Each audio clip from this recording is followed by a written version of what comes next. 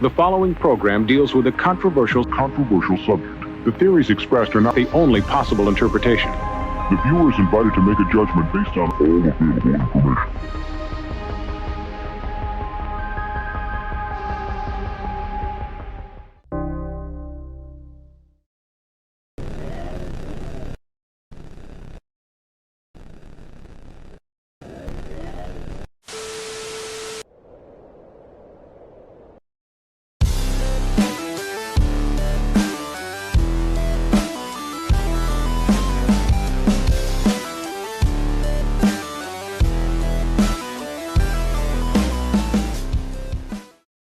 Ladies and gentlemen, welcome to another Saturday night, another Modern Comic Mayhem here on Beyond Wednesdays.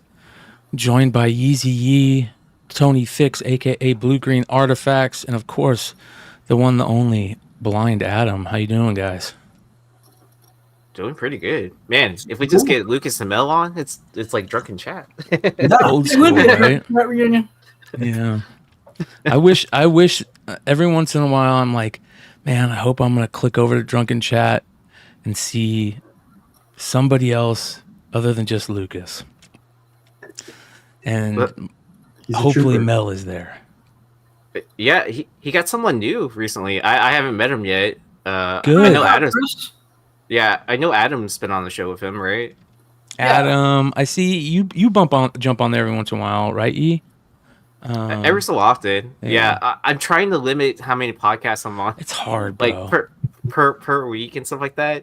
Because you can overexpose yourself.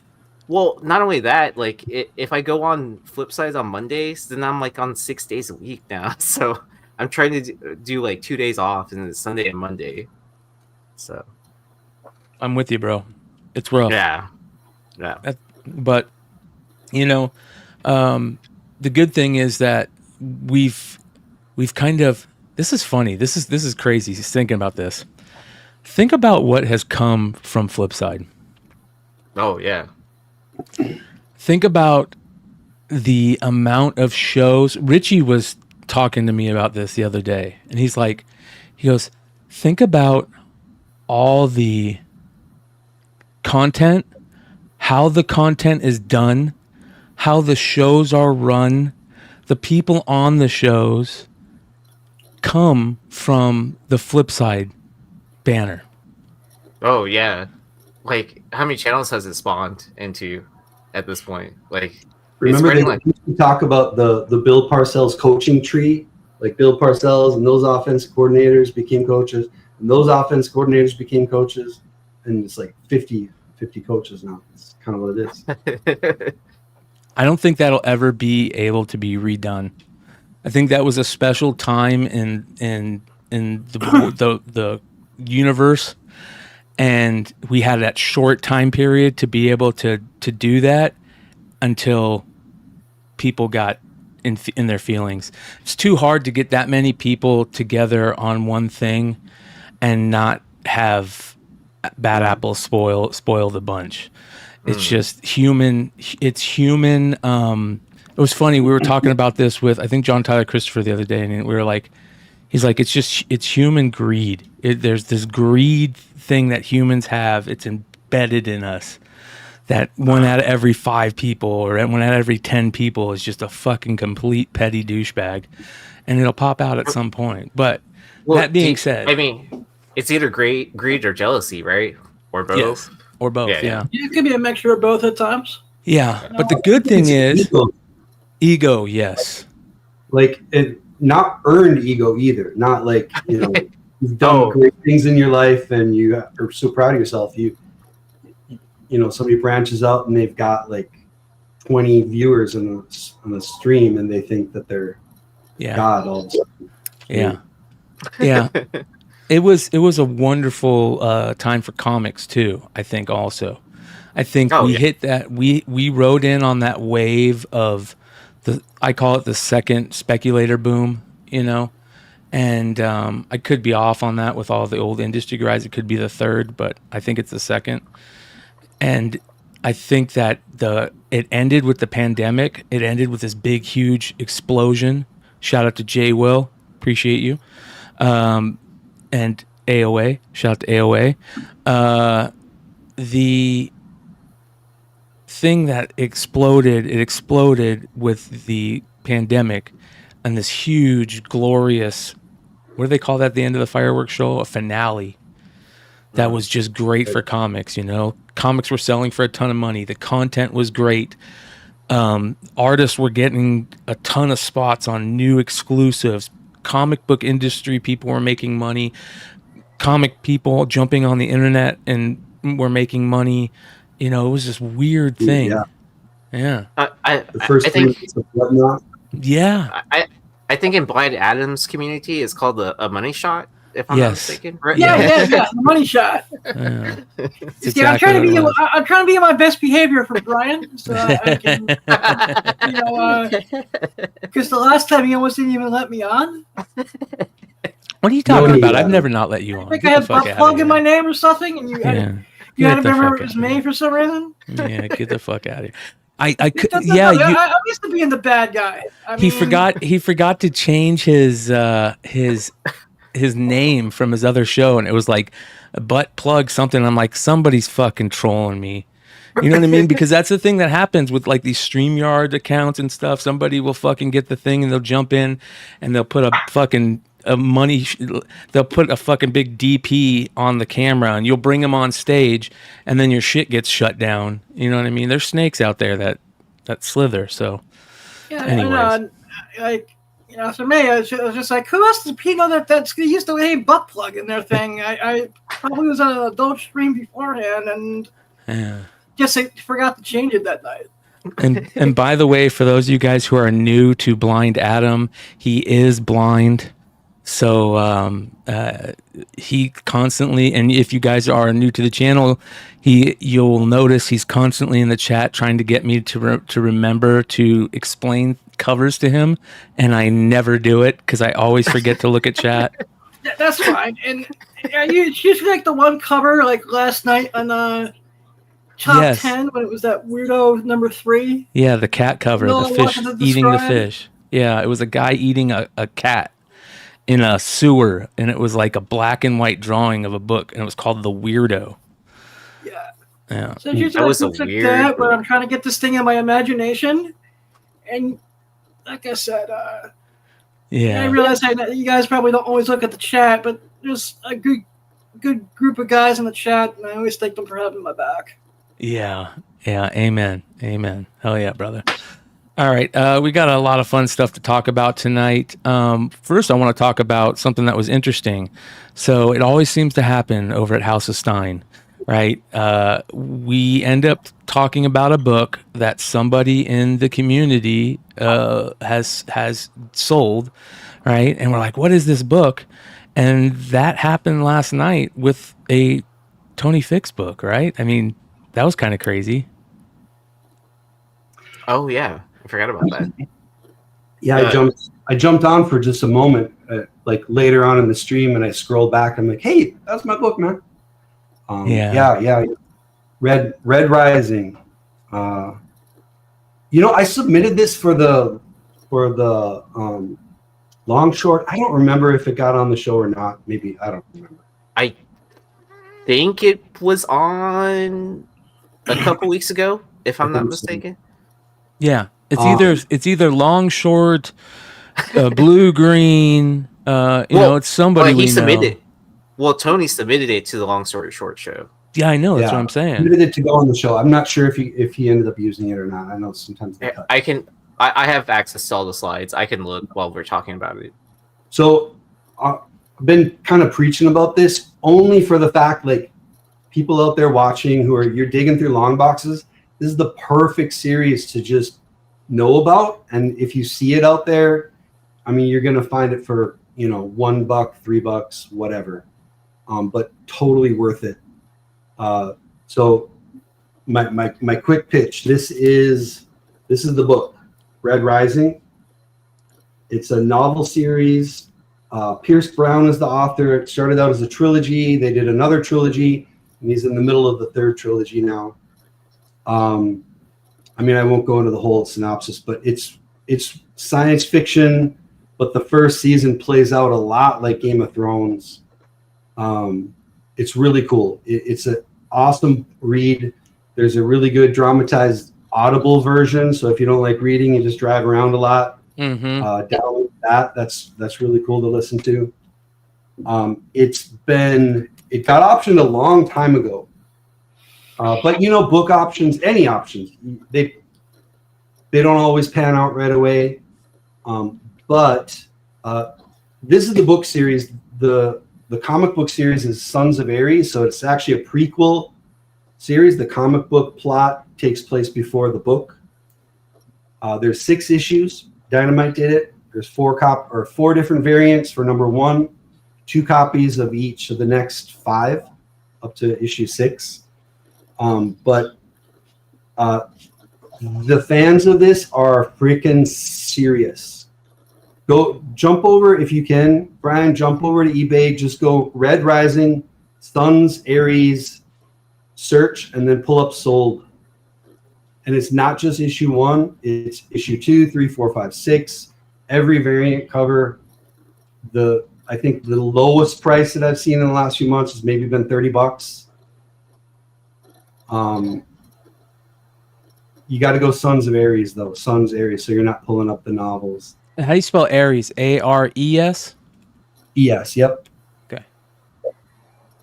Oh yeah. There you look go. at that. Jesus. So. Oh wow. People are just starting to get them graded. First print, cover B. That's only a cover B of number 4. Yeah. Issue.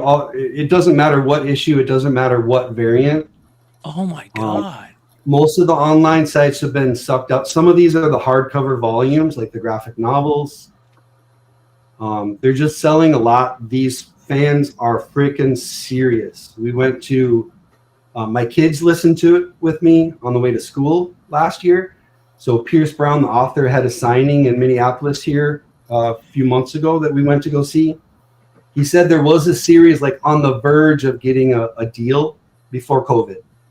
And then, COVID hit and everything got shut down. So they're rethinking and reevaluating and rewriting. So nothing's been announced, but this is crazy. What are these? What's the difference between this and this? Is this top one the actual novel, or is that a comic? It says Dynamite. The top one is the volume, like the trade. All 6 of them, trade paperback, hardcover. Okay, and this is the comic right here. Wow. Yep. That's wow. Hey, here we go again. Listen, Dynamite 2017. They were putting this out. Shout out to Dynamite. Big happy birthday weekend to Nick Barucci, 55 years old. Happy birthday this weekend. We love Dynamite and Nick Barucci over here, and here's a perfect example of Dynamite being in the know back then. Jesus. Dynamite was doing the Game of Thrones books too, right? I asked about that last night. I believe they were. Were they not? I think so. Yeah. Think so? Yeah. I love specking on stuff that isn't just comics. Actually, the novel here. So on the very first day of release of the first book, he did a signing in a San Diego bookstore called Mysterious Galaxy. And that was the only day that when he signed and dated it, they used that Mars stamp. So these, I've got like 4 or 5 copies of this thing, but I had an offer for $900 that I turned down. Those fans are freaking crazy, man. Look at that. Here's the books. And this volumes, is just the Fairy Loot volumes did 2 sets. The second set is about $300-400. The first set is about $1,200 right now. Oh wow. Subterranean did an edition. I sold the first one of that for like $1,400 2 years ago. Wow. They're serious fans, man. They're really serious fans. So if you find a $2 copy out there, you're going to be able to flip it easy if that's what you want to do. Look at that. Holy shit. Yeah. There is book spec. $3,000, $2,350, $1,250, $1,000. Damn. Yeah, these are all first edition and limited edition of the first edition, I imagine. Matching sets. Wow. Yeah. Rich people will buy anything. I went to this signing and people are dressing up in costume. It's just at a Barnes and Noble, you know. They're freaking serious people, and it is a really good series. It's, you know, it's, I guess, dystopian, you know, in the future where society is divided up into colors. The golds are the top, then the silver and the copper, you know, all the way down red, green. Everybody has their own role in society, and I don't know. But it's a really good, it's a great story and fucking awesome characters. And that plays into this one. Oh, wow. Well, this was Dynamite does these every once in a while. They do these Atlas Comics signature series where it's signed by one of the creators, but it actually says signature series right on the comic. Oh, that's kind of cool. They're pretty limited. They were selling these for like $40 on the website, which isn't bad. But a year and a half ago, I sent one of these to CBCS, and it got a 9.8, and it sold for like $380. Wow. But now that JSA started, dude, I've got a whole stack of these. They're definitely going to. This is so funny, man. Shout out to Lord Tapman's Comics, the $5 super chat. He says, hello, everyone. Appreciate you, brother. This is funny, dude, because this whole thing with JSA is making us all go through our stuff and find those old. Oh, yeah. I know I have a Michael Turner signed book, so that's for all. So I'm like, do I go dig it out? I have a whole short box of stuff that I have a few things that I'm thinking of pulling out and trying the JSA trigger with. Yeah, oh, dang, you're gonna pull out the Red Hood impression. Oh my god, dude! Nice. I can't impersonate Red Hood. There's only one Red Hood. They're all going to CGC, definitely. Smart, man. Anyways, just wanted to throw out my 2 cents because it's the perfect book to look for in long boxes because 95% of people or more have no idea what it is, you know. So it's funny. The shop I go to now, anytime they have a raw autograph, they don't price it. They just price it as what the book would be without it because they can't verify if the audio is real or not. But there's some obvious people, you know, where the autograph is legit, like Greg Horn, like his signature you can spot from the moon, right? Like with that G and the H or whatever in the circle. So like I found like a pretty hard to find book once, and I was like kind of like, and it's signed by Greg Horn. Okay, and it was only like $5. I was like, I'll take it. Well, and it didn't even make sense. Like CGC, it says right on the cover, signature series. Mm-hmm. Like it's clearly a signature. That's the only release I don't know, but yeah. Well, I mean, it's like this. It's like the same idea, right? Like when we get autographs from baseball cards, like, you know, it's authenticated by the publisher, like Topps is saying like, hey, this is a legitimate auto. Witnessed by the publisher, for the love of God, you know. Right, exactly. And so I always thought that was kind of funny, right? That you know, forever we've just seen CGC green labels or whatever. Yeah, but I love those new labels, man. The black and yellow. Those look sweet. So let me ask you, what do you think about the auto grade thing for JSA? I could really give a crap about it. I mean, what you can do though is you can get the regular book graded and pay for the authentication, and then you can do a pre-screen just on the autograph. So you could say pre-screen autograph 9 or greater. So if it's an 8 or lower, you know they don't mention the autograph at all. But if it's 9 or 10, it's on the back. You know That's what I mean? smart. That's smart. Yeah. I would only do it at 10. I wouldn't even fuck around with a 9. If it's a 9, don't even put it on there. You want to know why? Look at the sales of PSA 9 cards and CGC 9.6 books. They sell for less than a raw high grade copy. Yeah, people are selling cards raw. I mean, a perfect example. Basically, it just happened, I think today, with was it a Wembanyama card?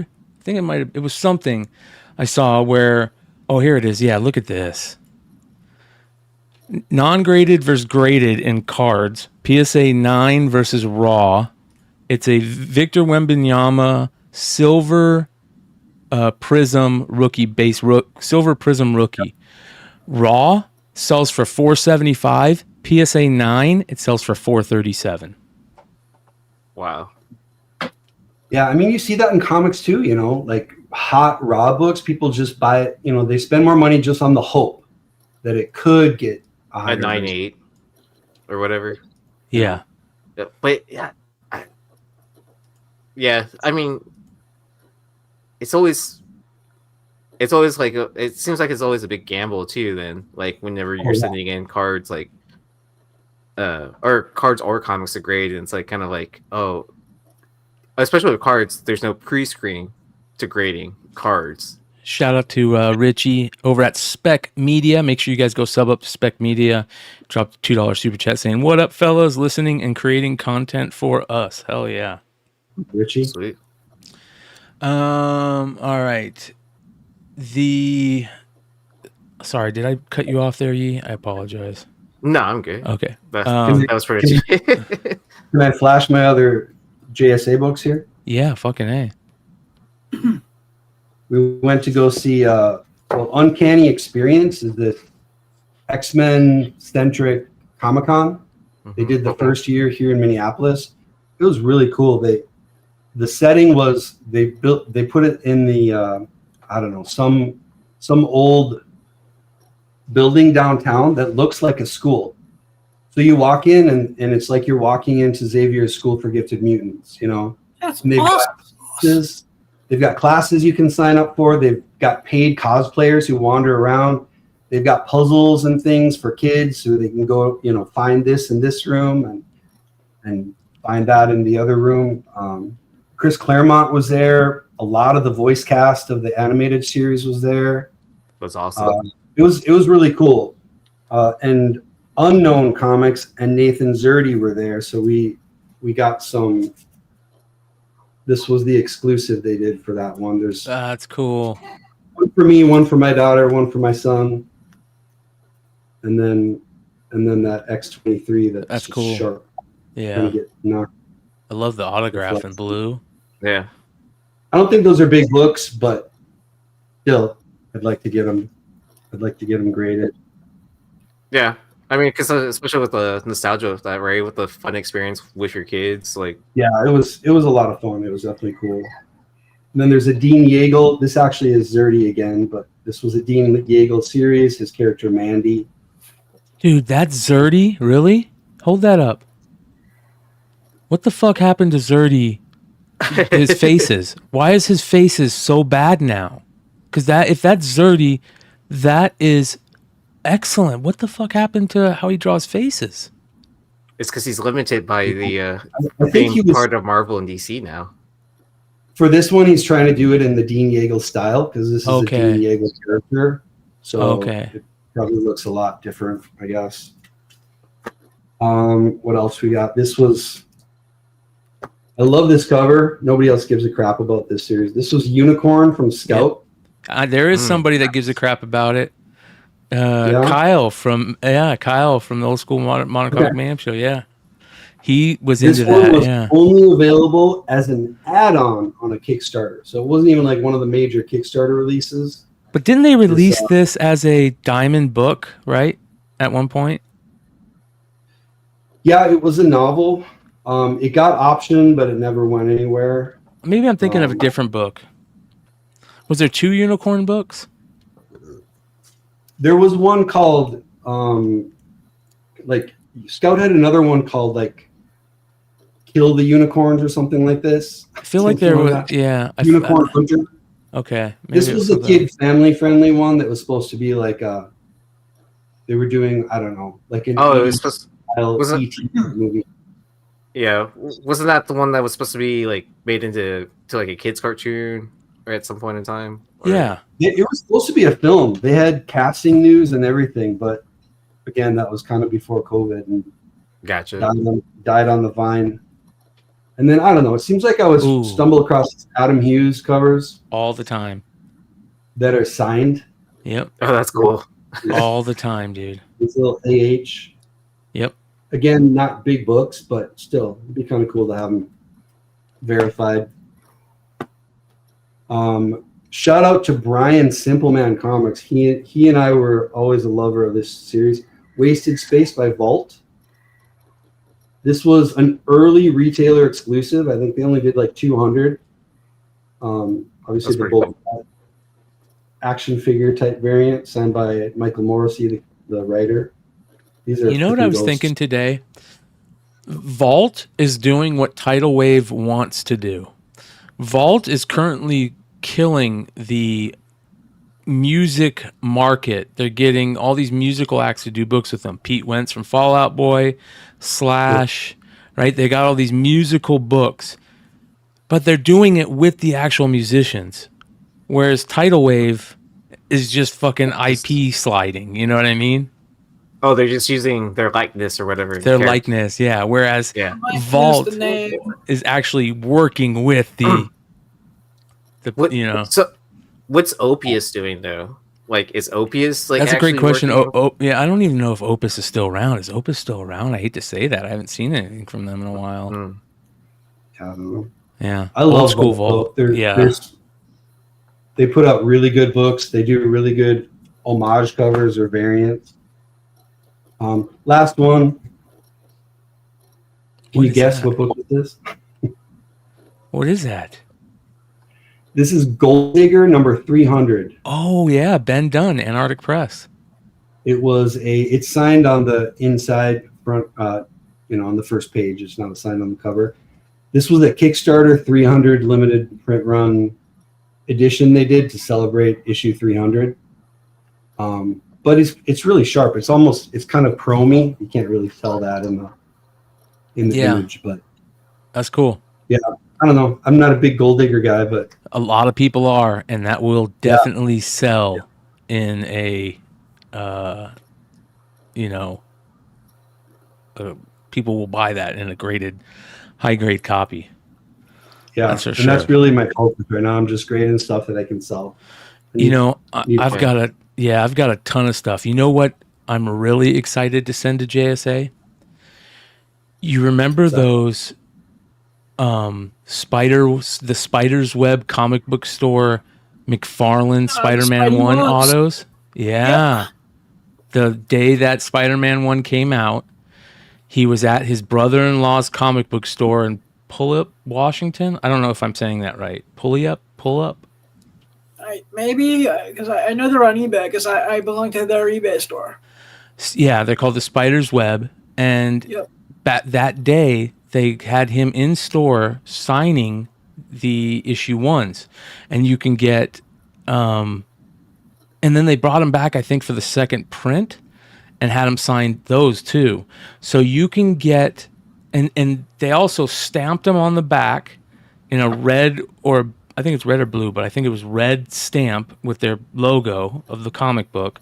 And it came with a little Xeroxed CO certificate of authenticity. And he signs it on the right knee of Spider-Man. And it doesn't even look like his signature, man. It looks... The first time I saw one, I was at Jesse's shop and I was going through dollar books. And I saw this and I showed it to Kyle. I'm like, dude, this is fake, right? I was like, I don't know. I'm like... And I opened it up just to take a look at it, and the certificate fell out the middle of the book. And I was like, flipped it over. There's the stamp on the back. I'm like, all right, I'll take a shot on it for $1. Turns out the story is true, right? Nice. How those books, even if they're not super rare, they're super historical also. And that just turns that's like a perfect storm to me, right? You have the superstar McFarlane. You have a cool historical story that puts that book there at this time. It's his brother's shop. It was day of release. It's like there's all this cool stuff with it. I love those type of, and I'm going to be sending like 5 of those to. It has an early signature too, as well, that he doesn't use anymore. Like I know people like looking for those old J. Scott Campbell signatures too, as well. Same with Adam Hughes. Adam Hughes used to sign Adam Hughes. Excuse me, Aaron. What's the difference between a modern and a older Scott Campbell signature. Doesn't he actually Jeff. write Jeff in his signature instead of? I think it's Jeff Campbell. Is it Jeff Campbell? I think, or is it Scott Campbell? I can't remember. Let me look it up. Yeah, and because now his signature, it's like almost like a branding logo, Right. For him, like yeah, what everyone knows. Yep. His signature is his branding logo, 100%. Yeah. So Interesting. I wonder how CGC would treat that then if they're grading autographs, you know? for artists that for artists that change their signature. I can't imagine a lot of sports people necessarily do that. That's what they're used to grading. I think there's been a handful of times, like That's not it. a sports star changed their auto, but it's usually not super drastic, right? Right. Yeah.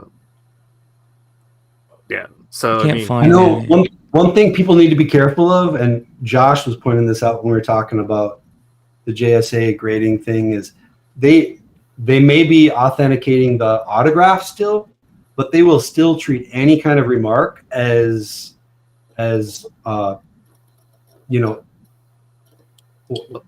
imperfections to the book. Yeah, it can still get a green label if it's got a remark because they won't authenticate remarks. I guess how could you, unless you witness it? Look at this. But just be careful because a lot of signatures have a tiny little remark after them. You know what I mean? Oh yeah. Oh, signature. Like Eastman's signature, right? Kevin Eastman, like he has the little turtle head that he draws after it. Right. Look at this. 1992. J, it's a big J, and then he takes the bottom curl of the S and runs it through the J, and it's just J Scott. Oh, okay. Interesting. Because now it's J.S. Campbell. No, now it's just Campbell. Trying to copy Oh, the it's font. just Campbell now? Yeah, it's just Campbell, yeah. And look at this. Art by Jeffrey Scott. Did he send this in? What is this? This is okay, so check this out. Key Collector. Shout out to Nick at Key Collector. Holy shit.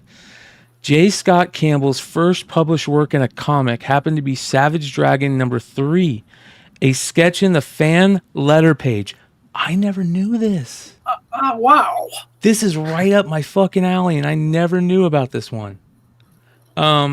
Officially, his first published is Homage Studio Swimsuit Special, where he had 2 pinups, but also a bonus page featuring caricatures of the creators who contributed to the issue, which is this right here, all these old school Image guys and gals. Wow, man, this is awesome. It says, I wonder if there are caricatures out there that Campbell had done as a side job before he became successful in comics. If you have a caricature of yourself from the early 90s that was done in the Denver, Colorado area, check the signature. Could be JSC or Jeffrey Scott, as he was known back then. To see the very first published artwork by Campbell when he won a contest at 15 years old, let's go to the What is Key that, the Collector Nintendo app. Power? Yeah, let's see here. What is it? Categories artists. Yeah, that was the Nintendo Power. Why doesn't he have it linked to that? That sucks. Shout out to Key Collector. I love Key Collector for that shit. Look at that. I think he made his signature in this one to look like McFarlane. You know what I mean? Yeah. Oh, with the little scroll and everything too. Yeah, with the little loop down and. Hold on. We're going to get really close on that bitch. Look at that. That's crazy, man. That's cool. So now it's just Campbell. Like that. Ah. There you go. Huh. And he writes it on the whole side of the fucking book. He's Yeah. not like It's like Claremont size autos now, you know? yeah. So, man, that's cool. I've never heard about this. We got, you know what that means? That means that we got to go and add this to the first page, right? I don't even think that's on my freaking Creators First stuff. That'd be kind of cool to get him to sign just that, sign that page. Yeah, hell yeah, man. J. Scott Campbell, what do I got? Is he even in here? He's not even in here. Holy shit. Oh, wow. Right. That's kind of crazy. Right? Well, remember when I left, I think I can't remember, there was a moment where I lost like 40% of the people on this because I changed a computer and I had to redo it. So, all right, so let's add Campbell. For those of you guys that don't know what this is the Beyond Wednesdays Creators First list, where we put their firsts and cool shit that they did early in their careers. So first work would be that Nintendo Power number 10, Teenage Mutant Ninja Turtles contest as a kid. First pro work, right? First pro. Let's do early published work would be, what is this book? And then was it Savage Dragon? Savage Dragon number 3, sir. 3. Yep, Savage Dragon number 3. I love this shit, dude. Sorry, we're taking a moment Awesome. to I have to update search for the this. dollar box I have with all those early Savage Dragons in there. I need to go look through my image books. See if I have I'm sure I have a Savage Dragon 3 sitting in the box. Yeah, right I just bought a small storage unit from a friend of mine, and it's probably in there somewhere. Have you found any good treasures in there yet? It's had like 5 runs of Batman Dark Knight Returns. Oh wow! So I was Image super swimsuit? happy about that. Yeah. If it's in high grade, those are Yeah, they look like they're not any candidates. I just haven't had a chance to do anything with them yet. Dude, I feel like, have you guys, sorry, this is going off. I feel like my whole face is itching right now, man. Are people having problems with allergies? Holy shit. No, On thank and God. off.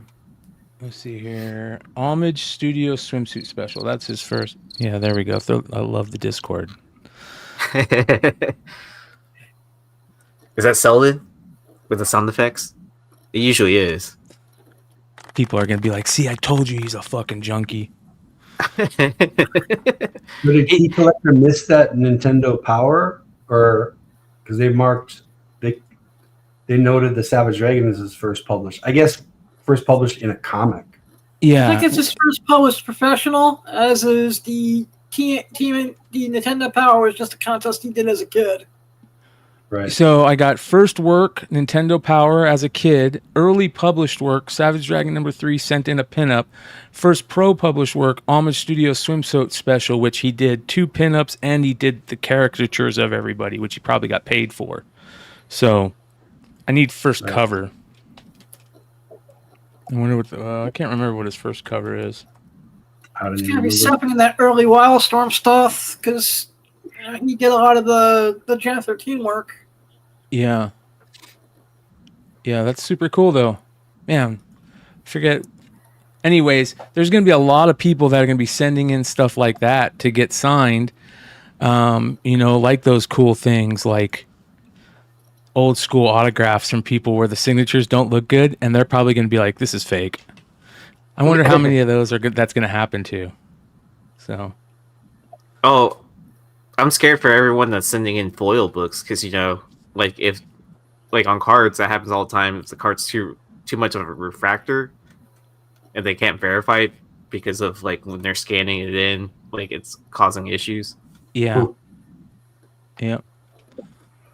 All right. Where was I? One of the things that we were talking backstage about, which is crazy, that I didn't know about also is this. GameStop will buy and sell rare Pokemon cards, but it doesn't want to catch them all. This is from Verge, theverge.com. GameStop, the used video game retailer that's become increasingly associated with other kinds of speculative investments, wants to cash in on the resurgent card collecting craze.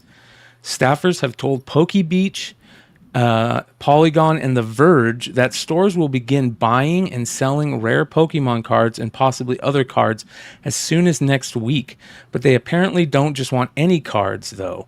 Employees across multiple states say they will only be buying cards that have already been graded by Professional Sports Authenticator at an 8, 9, or 10, which is absolutely crazy. Says that meaning that they're in near mint condition or better with only slight imperfections. What's up, Josh? Did you hear about this, dude? All right, let's fix some headset. Josh. Yeah, I saw a funny video about this today. Yeah, I did too. Where's that? Was it on Instagram or Discord? Yeah, Discord. I'll send it to you. Yeah, this is very interesting, man. You got it? 'Cause I have it. Whoa, what I is have it. that? I don't remember these. Oh yeah, send it if you have it already. I didn't know All right, they I'll- had Skybox broadcasters cards. Interesting. All right, it's in the private chat. I'm sure 2 months after it launches, it'll hit drama alert because people will be complaining about how Pokemon cards to the death. All right, here we go. Let me do this.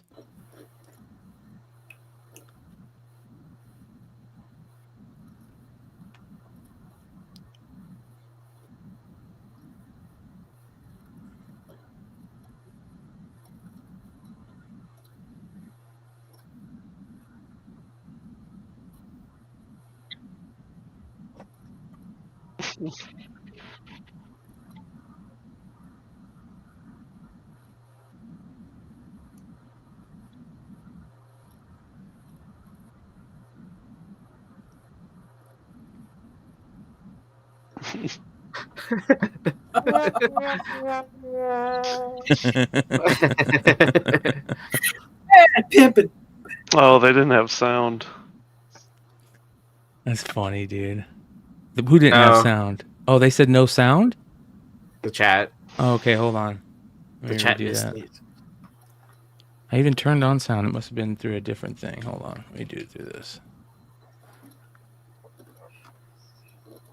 So I heard that GameStop was buying and selling graded Pokemon cards and stuff. Yeah, we are buying and selling graded trading cards now. Oh, that's great to know. I actually have a card here. If maybe we could see how much I could get for it. Oh yeah, of course. Let me take a look at this. This is Umbreon VMAX from Evolving Skies. Oh my god, what a card. What a card you have here. Yeah, everybody wants that card right now. And the price has been skyrocketing, so I said, hey, let me see what I can get for it. Okay, yeah, so I put it in my system, and for a card like this, we can offer you a $40 in-store credit and or $25 cash. Hi, welcome Okay, to go GameStop. Yeah, so I... Oh, it's like a $1,600 card, Adam. Yeah, that's why I was like, okay, go on. Jesus, dude. When did they say they're going to start doing comics also? Uh-oh. I think Josh is covered. Oh, wait, hold on. Sorry. Thank you. Did they say they're going to start doing comics also? I don't know. That I'd would be be, surprised. yeah. Maybe graded video games. Maybe great at GameStop comics. Didn't. Oh, you guys were quick on that one. Quick on the draw. Jesus. All right. Have you guys? I know Tony hasn't read it. Josh and Adam, have you guys read Blood Hunt? No. Yes, I have. Okay. Well, we're gonna spoil the fuck out of it, Josh. But it's okay, dude. It's okay. By the way, you moved. Look at the new setup, man. I did. You got to be super I did stoked move. getting ready. There's nothing better than when like you move to a new place and you're like, oh, I get to set everything up, you know, and then you just Yeah. procrastinate like me and don't do it. Yeah. Yep. It's almost done. I have to put together a dresser still. I'm Fuck. procrastinating on the dresser. Yeah. All And right. then you can wear your Udi all day. Yeah. What? Yeah, exactly. A little mini closet with just all your different hoodies and snuggies there. No, it's full of comics. All right. Just like your pantry too, right? Yeah. So I'm going to get on my soapbox here for a second. I was so stoked. It was such a good book. It was really good. I loved it. They introduced 5 new characters in it. Villains. They're badass. They're cool looking, cool names, cool things that they do, abilities. There's cool fighting moments. There's cool storyline moments. There's a bunch of gotchas, little like, oh my God, what just happened? Well, at the end, they're trying to stop all these vampires from fucking just killing all these humans. Basically all the Dark Force characters explode and they start spewing out this darkness that blots out the sun, and the earth is completely covered in darkness. And so all the vampires strike at this moment, and they're just fucking people up all over the world, different cities, eating them. Just you see all these people just getting destroyed, humans, and they're trying to stop them. And Tony basically tells Scarlet Witch, like, can't you just end them? Just do a magic spell to end them all. And she's like, I can't do that, man. I'm not just going to kill a fucking bunch of fucking, beings with one, shutting them down. And he's like, okay, we'll figure out another way. Well, that it tells that story. And then it jumps into basically another story where Blade shows up at Doctor Strange's place, and Doctor Strange and Clea are trying to figure out what's going on and how to stop it also. And he went there because he knew that Scarlet Witch wouldn't, she's too much of a goody-goody to kill a bunch of beings, like that. So he knew that she wouldn't do it, even though she could. But he had to stop Strange because Strange could use this magical spell that would kill all vampires, right? So at the end of the fucking thing, the spoiler is Strange is trying to talk to Blade, who are these beings that are leading and that just demolish the Avengers? And he's like, they're super vampires from another planet that are on vampires on steroids. They don't come from the original one, I guess, and they're like this special forces team of these crazy vampires, right? And Doctor Strange is like, okay, I have a thing that can destroy him. I just got to learn it. Da da da da. And he's like, who are the leaders of these guys? And at that moment, you see this, right? And it's Blade, and he's getting ready to chomp into Doctor Strange. And I'll tell you why this is so great in a second. But here's the problem. This was awesome, right? And we all know about the red band versions of these. If you guys don't know, Marvel decided, I think with Wolverine, the Wolverine storyline that's been going on with Sabretooth, they decided to do these special red band issues where it would have extra art and storyline that was adult and dark and violent and that type of stuff. I didn't read that storyline. I read some of it and I just didn't like it, so I didn't continue reading it. And they were supposed to be doing that with this. The red band one on this is crazy. The red band one literally has Blade cutting Doctor Strange in half. Oh shit. Hot damn. So here's my problem. And here's my thing. I'm going to be so pissed if this is a clickbait. If this is a thing where in the next red band issue, he's not actually cut in half, or they didn't do something to fix that. Because here's the problem. In the new Doctor Strange and let me see if I can find it here. Look at this. It shows this. So if they fuck up the storyline to do these red bands, and the red band doesn't continue that storyline in the next one, and I'm gonna be like, this is clickbait. This is super clickbait. What is going on here? But it could do that. So I'm not saying it's not going to do it. But number 2 red band better start off with this storyline still. I can understand the number 2 regular issue not having this and being this image or this thing happening, which I understand. You know, they have to figure out a way to make it really like looks like he's dying. But cutting somebody in half is totally different than, you know, sticking a knife through them. Yeah, ask Darth Maul. Like, what the fuck? So anyways, we'll see if that happens. But here's the cool part. So if you guys haven't like looked and done more reading after Blood Hunt #1, think about this, why this is so cool. He knows Blade, so Blade is the bad guy now, right? And he's running these vampires.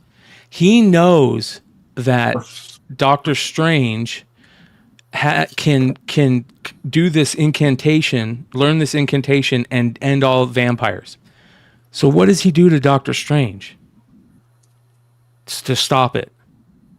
Turns his ass into a fucking vampire. Did you guys see this Alex Ross? The new Alex Ross Doctor Strange? He's all vampire. Yeah, he's all vampired out. Let me find it.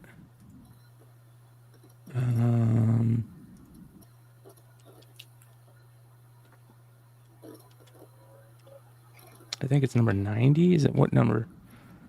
Here we go. Yeah, look at this. This is number 17. Such a good cover. He's a fucking vampire. I mean, it's not like amazing Christopher Nolan story, you know, his brother and him doing this amazing storytelling like, you know, that Matthew McConaughey movie, but it's pretty fucking cool to start the plot that way, right? That's pretty cool comic book stuff. You know that Doctor Strange, you know, he just wrote that in there and this is going to be like a cool plot point. I love shit like this. This is why it's so cool. It makes you, you know, look into it even more. And yeah, he's fucking going to turn, of course, he's going to, just like that new Pete Wentz book, right? That everybody's going crazy for freaking comic book day. It's a good idea. You have the girl that she starts off the book. She's super depressed. She's been planning to kill herself forever. She goes to kill herself and she accidentally does this magic incantation where she turns herself immortal. That's fucking cool storytelling, man. That's just a book I still need to check out. I wish so bad that I could find just virgin covers of Alex Ross art. This is such a beautiful image, and the Blood Hunt destroys it. Even if it was just this, but I would love to just be able to have like an image of this. This is a beautiful, gorgeous painting. I'm surprised Alex Ross doesn't do like prints like from his website of all these different covers that, you know. Dude, he makes so much money off of selling his shit. Right, I mean, that's what I'm saying. Like, he could easily just print any cover that he does, and people would buy it. Like, I mean, he could start it off small and just do limited print runs of whatever books or whatever years, and then, you know, people would buy that up. Alex Ross's company is run so fucking smooth that you never hear it. Like, you think of Alex Ross and you think of buying stuff from his thing at cons or his webpage or the people that run his, you know, his brand. They run it so well and so professional. They run a tight ship over there. They're Chris and Sal are awesome. And by the way, Sal Abenani is one of my favorite all-time people, and I want to get him on the industry show so bad. And hopefully one of these days we will. So Alex Ross should partner with,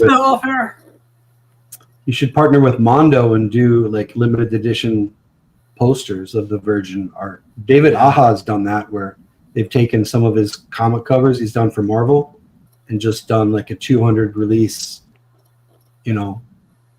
poster. Mm-hmm. They're cool. They're really cool. Yeah, I agree. I saw Mondo's going to be doing something new like that, right? They're just announced. They're going to be doing some. I saw it on Mondo News or something like that. Can't remember what it was. I was probably too stoned. All right. Yeah, man.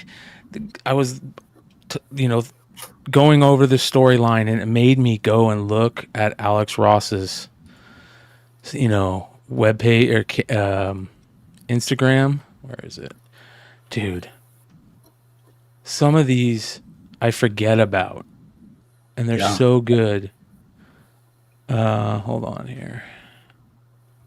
Like this Spectre one, I forget about that, how good that is. I forget about, there's some Spider-Man stuff on here that I'm like, holy cow, look at this. Look at that.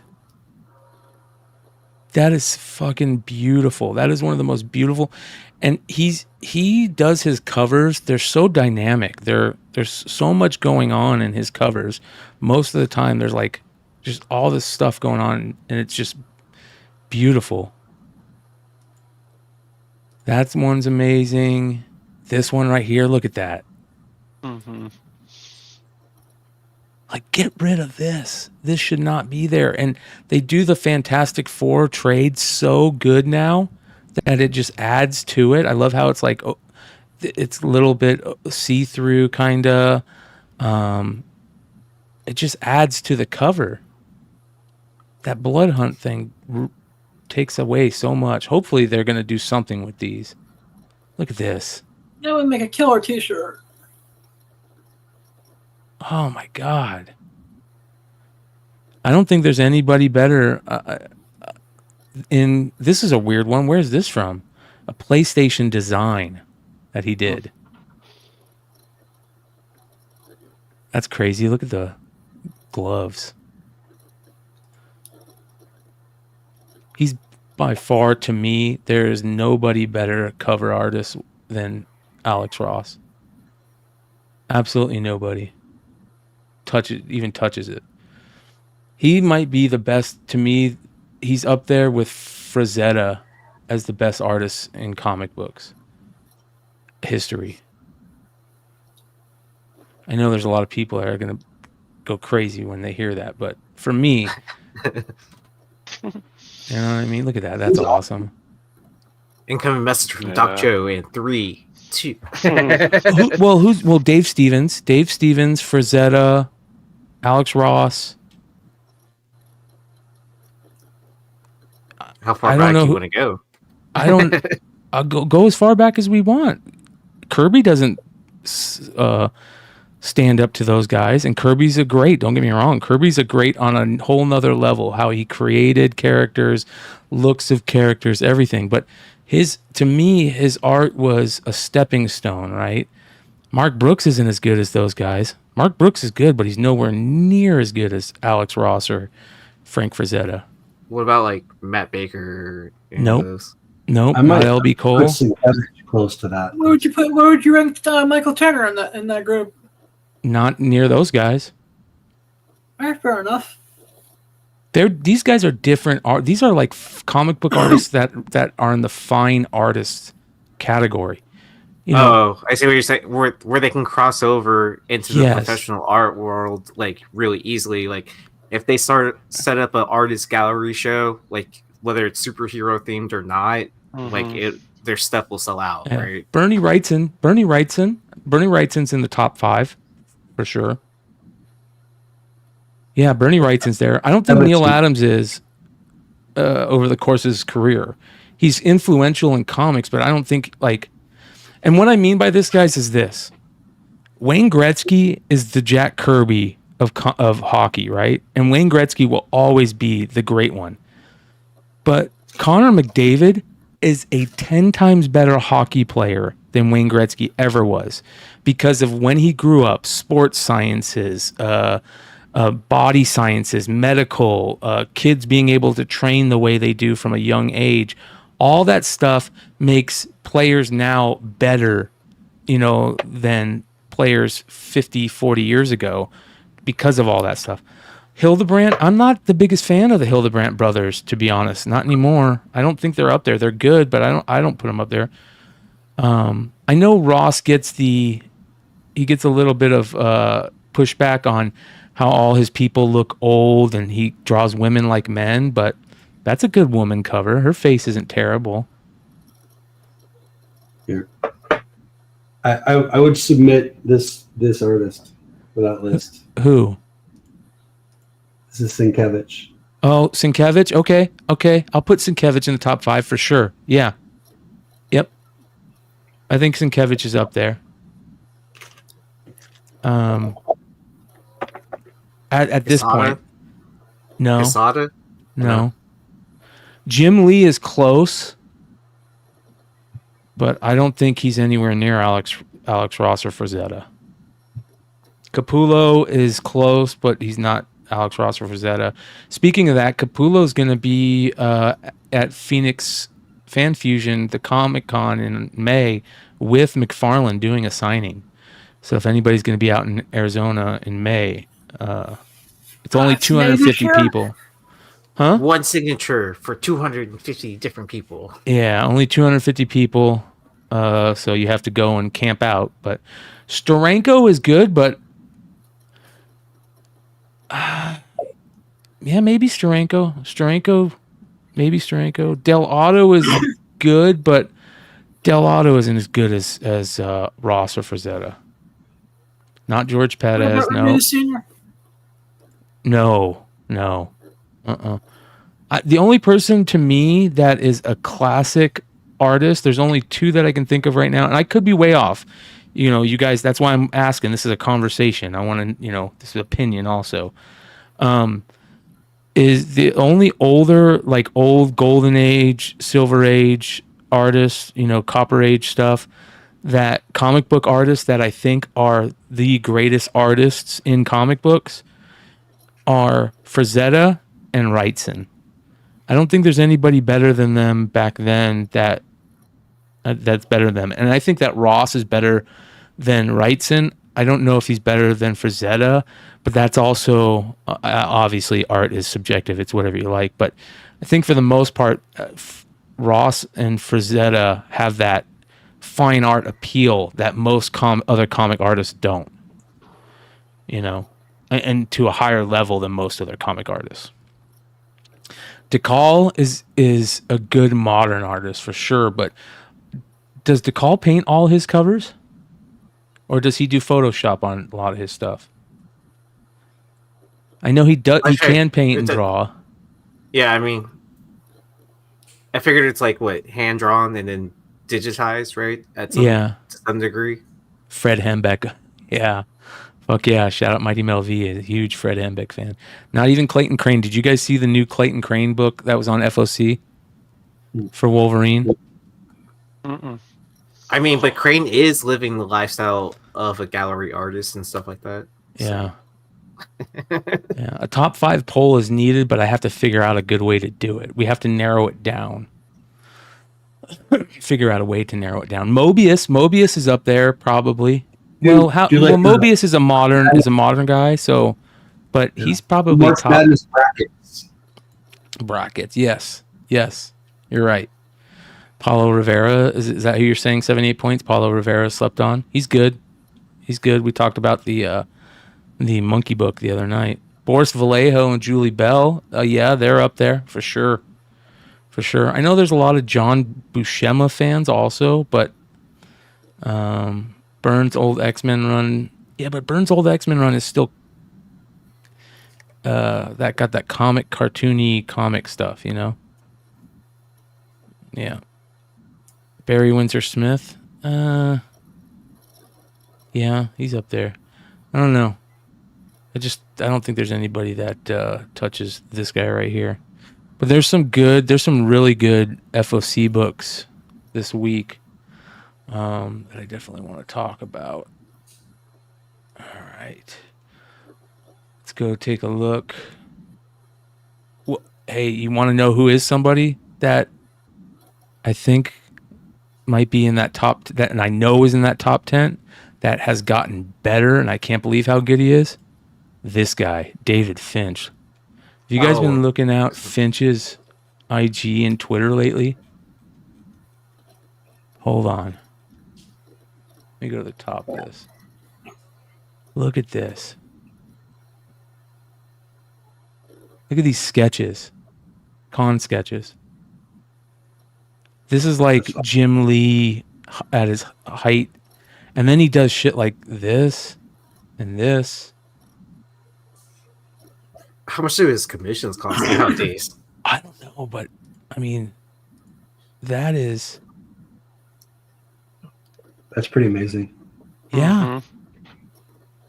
I like how he doesn't stick to one style either, you know? Mm-hmm. Like Ross, you can't always, you know, they're not all exactly the same. God, he is good, man. And you know what made me do this?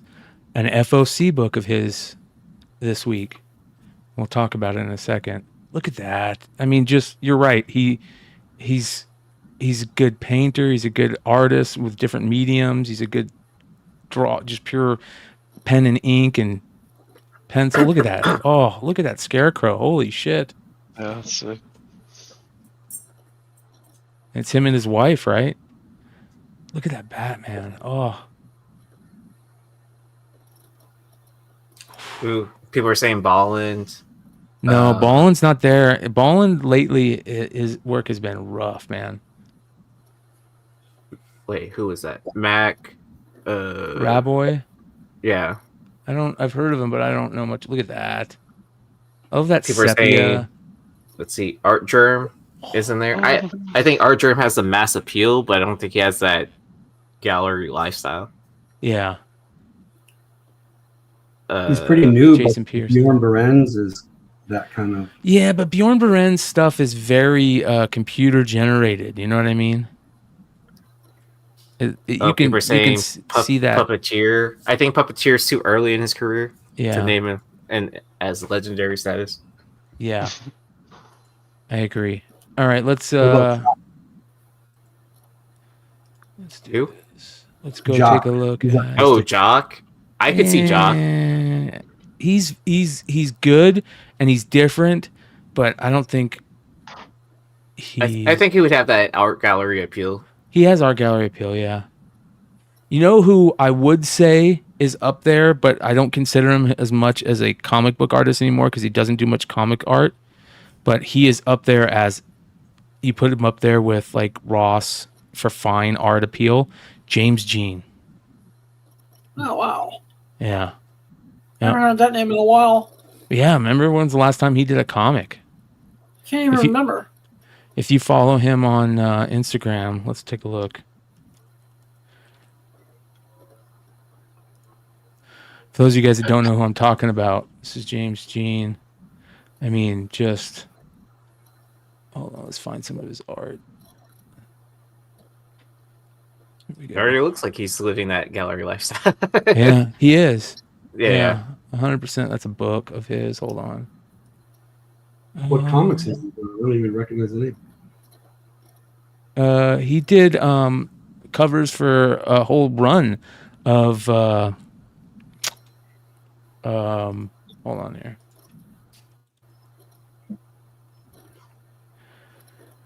There we go.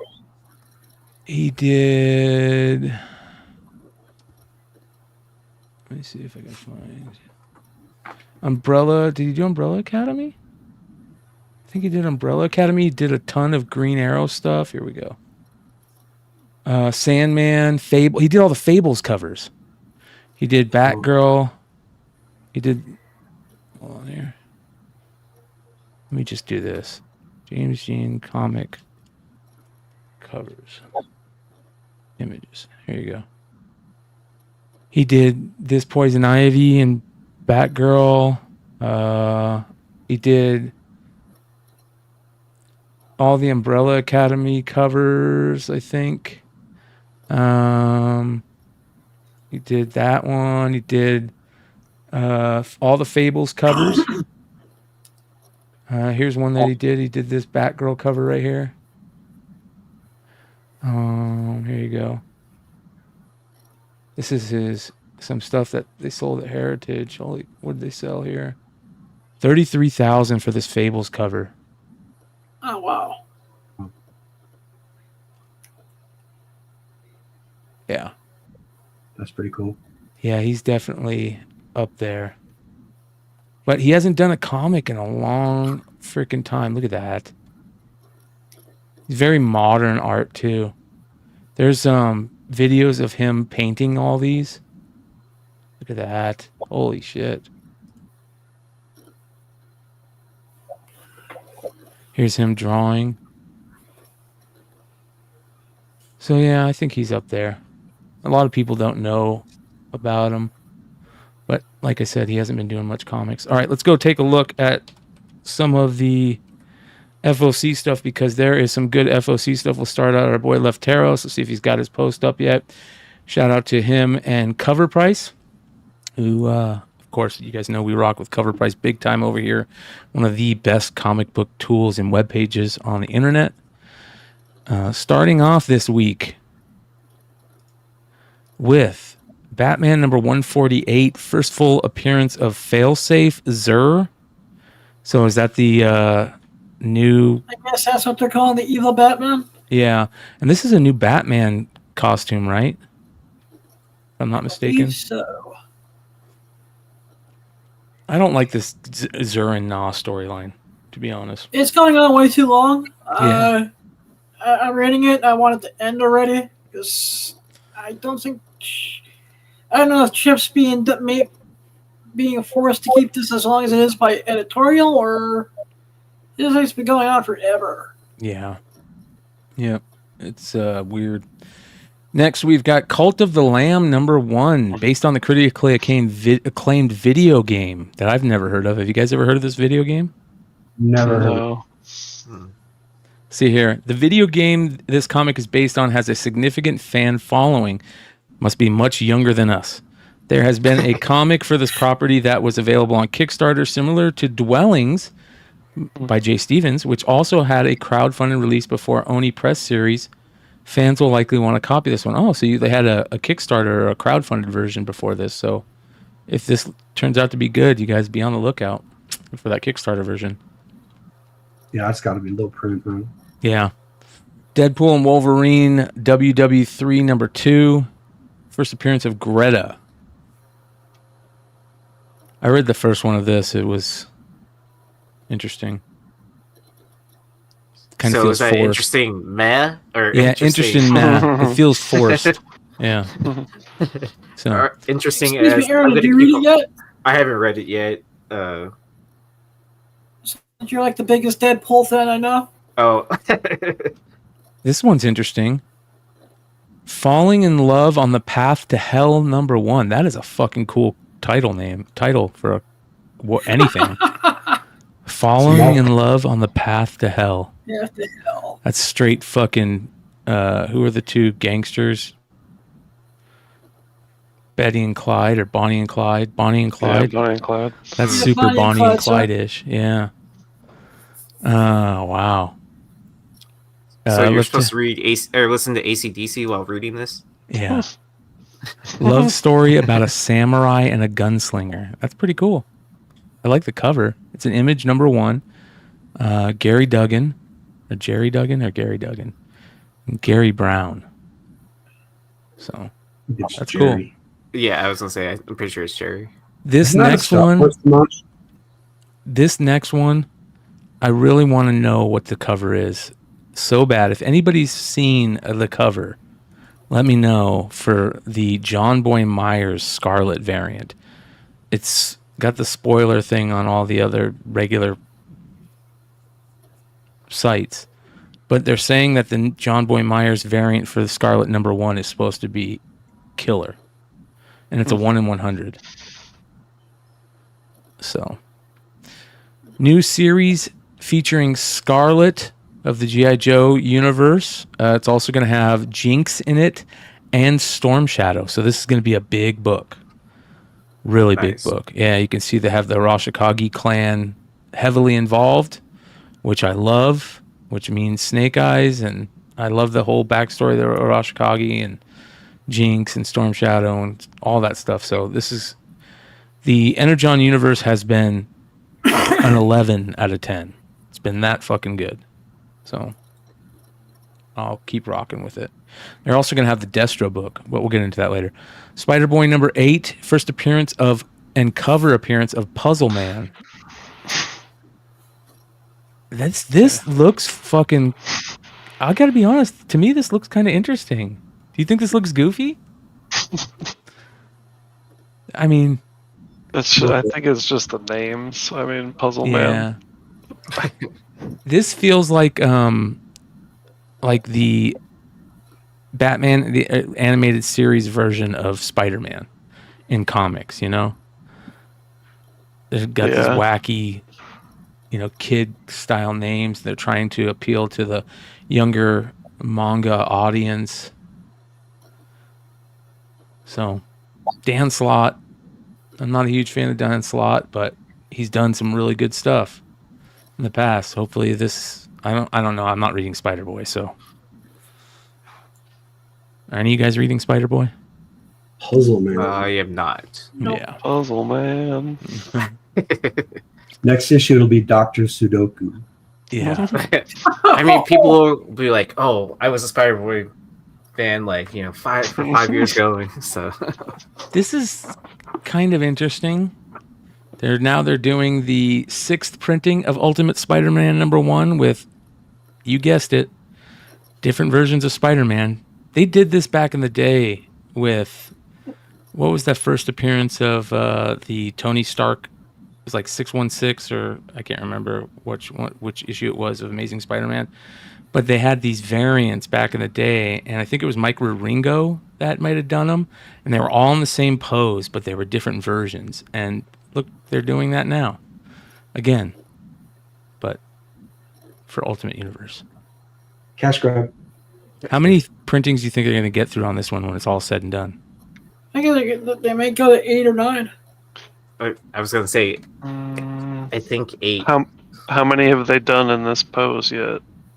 4, right? The regular suit, the black suit, this suit, and was it Spider-Man 2099? I can't remember. 2099. Yeah. Okay. Yeah. I think this is going to be the last one. Because Well, the 'cause on green the suit. Because on the 5th print, it's the normal Spider-Man suit, but it's Dark the background's border. all black or something like that. Yeah, which I kind of like, to be honest. Yeah.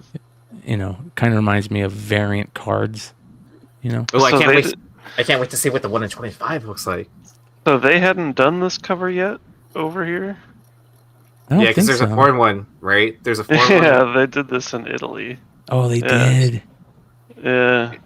But it's like an acetate cover, right? Like where you flip it open, it's like the normal cover. And I then think you- there's this one, and then there's the acetate one. Mm. I think they're Well, both. Coquetto's Italian, so that makes sense. Yeah. Excuse me, Josh. That's the Italian version with the acetate? Yeah. Yeah, they did like a triple acetate. So Is it's that for got- the convention that's going on out there? No, that was just through Panini Oh, okay. over there. So there's some convention happening in Europe that I keep on seeing through all my feeds. Lake Como. Yeah. Let's go take a look at Coquetto's webpage or Instagram. That's pretty cool. I like how he does the sketches on the design variant. Man, he is gonna make a killing off of this series if he hasn't already. This new character is interesting. This new Bullseye, cool design. I don't see the acetate. You'd think he would show it on his Instagram. I want to see it. Nope, not there. You could probably look at a crappy picture on eBay. Yeah. All right, let's see here. Finally, 2 interesting covers. One by Megan Hetrick, Ultimate X-Men #4, and Peach Momoko for Ultimate X-Men #4. So there you go. That's a decent series so far. I like it. I haven't read past issue 2 yet. I'm starting to dig it a little bit. Yeah. I like that trick. Nice. Yeah. Yeah, it's cool how it's like a graffiti painting on a storefront with the garage thing going down, garage door or the storefront door. I like that. All right. Shout out to our boy Billy over at Economic and Comics. I want to run through some of these. You can get great sales on any of these FOCs, and he also does all cover like thing. You can get all covers. I don't like these Scotty Young covers. The 1 in 50s really killed it for me. And let me show you what I mean by that. Do this. Oh, those great like black and white sketches of Yeah. the same drawing. Yeah.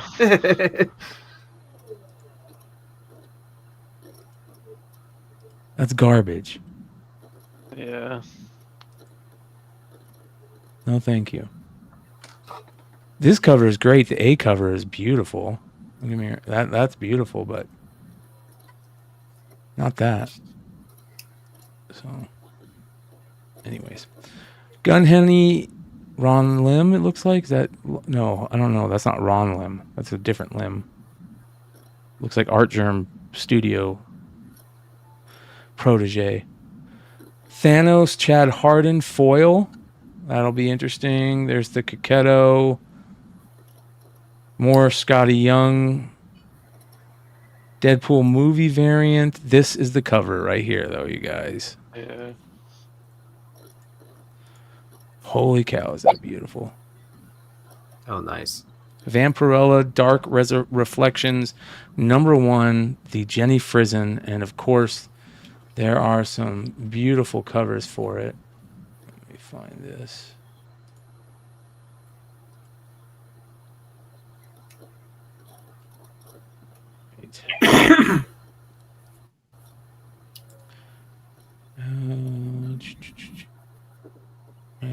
I must be in a bad mood because I'm just pessimistic about everything we're talking about.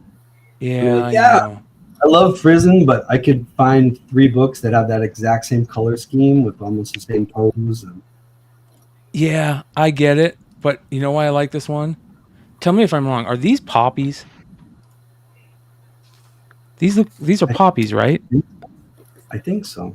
Yeah, the poppy flowers that they wear in Remembrance Day in like the UK and Canada, and then you can see the little bulbs, and that's why I fucking love this. This is, for those of you guys that don't know, that's where I mean that's not why I love it, but it's just a cool little thing. Poppies, if you remember Wizard of Oz when you were a kid, and they're going through the poppies field, and the wizard was fall, sleep. It's because they're in the poppies field, and poppies are what they use to make heroin out of. They go up to those bulbs, they cut them with a razor blade. It bleeds the bulb bleeds, and then they scrape that off, and that's how heroin's made, basically. And they cut it. But that's where also your pain medicine for all the years. There you go. Yep. And of course, shout out to Major Issues. The main reason that it's so good is because she's holding a fucking skull, which I love that Frizen does that. I think that's great. I don't mind that. Oh yeah, because she had that Nightmare Country. She had a couple of them. Mm-hmm. Yeah. I think there's a Hack Slash one, right? There's a Death one. There's another Vampirella or a Red Sonja one. Like, she does it a lot, which I'm cool with. Keep doing it. Yeah. Skulls are cool. Yeah. Brad Selden says better poppies than poopies. Mm-hmm. Yeah. Oh man. All right. This is gorgeous. Here's some of the variants to it. Let's go through the variants. That's beautiful. Dan Panosian. Holy cow, look at that. Dan Panosian's top 5 current artists in comics. So AOA just said nobody's ever read a Vampy book. How about the panel? Has anyone here ever opened and read a Vampirella comic book? And you want to know? Depends on your definition of what era of Vampirella we're talking. Because if it's the War magazines, I've read those. Yeah, Yeah. those count. Yeah, I've read a book, and then I used to keep it up at one of my LCSs where one of the kids that will grab my weekly pulls or whatever, he actually read like every single title. this is Pirelli. Oh no, wait, that was Red Sonja. Never mind. Yeah. It wasn't Wait, Vampirella. does the 50th anniversary Vampirella, which was in the Playboy magazine, count? Because I checked that out. Well, I also read. I remember I bought when I first got into Adam Hughes. There was like a trade paperback, and it had all the Vampirella stuff that with all his cool covers, and it was just all the Vampirella books that year. There was also other artists in it, but I remember reading that. But yeah, I read some of the old school stuff. Issue 1 of that 90s series, the foil cover. And that's about it. Yeah, Maybe some of the Vampy. Harris stuff I may have checked out. I read Vampy, the one where it's like in the future. There's more. Hold on. 1 in 10 foil. It's gonna be I don't know. What does Dynamite foil look like? Is it good? I don't know. We'll find out. I ordered a lot of those. Yeah. Heroes Reborn. That's what I mean. In the UK, they do it for remembrance of soldiers. It's like they're veterans, and they do it just like we have Veterans Day. They do it during Christmas, I think it is, because they always wear the poppies during Christmas. They're in the winter. All right, moving on. There's a 1 in 20 foil also. That must be a spot foil, I'm guessing. There's a 1 in 30, a 1 in 40 Virgin Perillo, 1 in 50 Linsner. So there you go. All right, next we have more Scotty Young stuff. This is Spider-Man Shadow of the Green Goblin. Stupid. I'm tired of the Green Goblin. Craptacular. Mm-hmm. Is that Jusco or is that somebody else? Huh? Is that Jusco or is that somebody else? I think, is this Hildebrand? Hold on. The cover, I think it might be Hildebrand. I don't know who that cover is. Paulo Sequeira. That looks interesting. MMP3 variant. MMP3 variant. I don't know who that is either. What that is. Marvel Masterpiece. There we go. It's Cards. the trading card Yep. variant. So that would be. A Liefeld Deadpool. See, this is what I mean by Bjorn Barons. His stuff all has the same look to it. It's good, but it's got like this filter that he puts on it or something. I don't know what it is, but there's a Amazing Spider-Man Blood Hunt #2. This sounds interesting. He's got to like save Morbius because Morbius is working on the cure for vampirism, so he might be able to, stop the vampires because he's always been working on a cure for it. That's a cool storyline. Apocalypse, Heir to Apocalypse. Have you guys checked this out at all? No. So they're doing a new Heir of Apocalypse book. Let me go and show you. Because who doesn't fucking need more Apocalypse shit? I always need Apocalypse shit. Where is it? Let me just open this up. See if he's got the other covers. No, it says, for centuries, Apocalypse tested the mutants of Earth to guarantee that only the strong would survive. Now, as he takes the throne on Arakko, another must rise in his place and ensure the mutants of Earth do not grow weak in his absence. 12 mutants come from the X-Men's greatest heroes and villains, will compete for the honor, but only one can be the heir of Apocalypse. So we'll see if that's cool. Who knows? Interesting. Batman 148, that different costume. There's another X-Men Air for Apocalypse cover. There's the Megan Hetrick and the Momoko. This is interesting. So they're doing these connecting cover variants for all the Energon books, but I don't like the black and white. Yeah, it's good art, but it needs to be colored. And it's all the Energon characters, all in 4 connecting covers. It's too busy for black and white. Yeah. Where's Waldo page? This is cool. I'm gonna be interested in the Jubilee Blood Hunt stuff because I always liked when Jubilee was a vampire after M Day, right, or whatever that was. I think it was M Day. Yeah. Ultimate X-Men number 4 has some great variants that are not by Momoko. This Lucas Vernick variant is awesome. They're putting out Deadpool Kills the Marvel Universe, which makes sense considering the movie. That's basically what the movie is. Another Martina Space Ghost for issue number 2. A lot of great covers for issue number 2. Spectrograph. Look at that. Ooh, what is this? Are you guys reading this? Looks like another James Tynion. I don't know what this is. Distillery book. I might have to check that out. That looks crazy. It's interesting. I didn't mean to do that. There we go. Go back. Okay. Miles Morales Spider-Man number 21. Let me just check here. Is it in here? So I can see. No, it's not.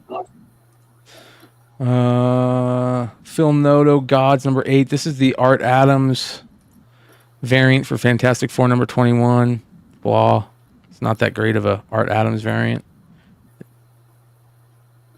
Usually he does a better job of making the rocks look like they're different rocks. Now they're like, he's got a haircut. He got a rock haircut. Right? It's like a helmet. It's like a helmet, yeah. That's rough. This one is rough. That's a Matt Waite variant, you guys. The guy that does the 8-bit. This, I don't know if it's just the art maybe on Billy's site for this issue because he had a hard time finding a really good version of it, but it looks washed. Doesn't it look washed? Maybe that's just the image. I could be wrong. So, but shout out to Matthew Waite getting more covers. I can't read Deadpool, that Deadpool run. I don't know. Is anybody reading that Deadpool run? Read issue 1. I thought it was interesting. This is a beautiful Joelle Jones variant for Scarlet. It's got the Arashikage clan home in the background, Jinx, Full Moon. That's a beautiful cover. Holy shit. Kelly Thompson is writing that. This right here is a gorgeous cover. Poison Ivy, Chris Bacalo, cardstock variant, very stylistic. Right? Kind of. Bacalo is another one where like his art looks completely different from one to the next. Yeah. The skull looks kind of off to me, but I could just see perspective. Yeah. Kneel Before Zod Perillo cover. Wow, that's only page 1. Gunslinger. When are we going to start seeing some of the winners of that thing? Have they been shown? I know they've been announced, but have their covers all been shown? I'd like to see those.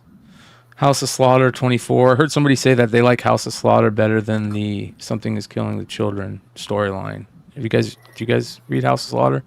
Anybody agree with that? No. Penthouse Comics. Let's go look at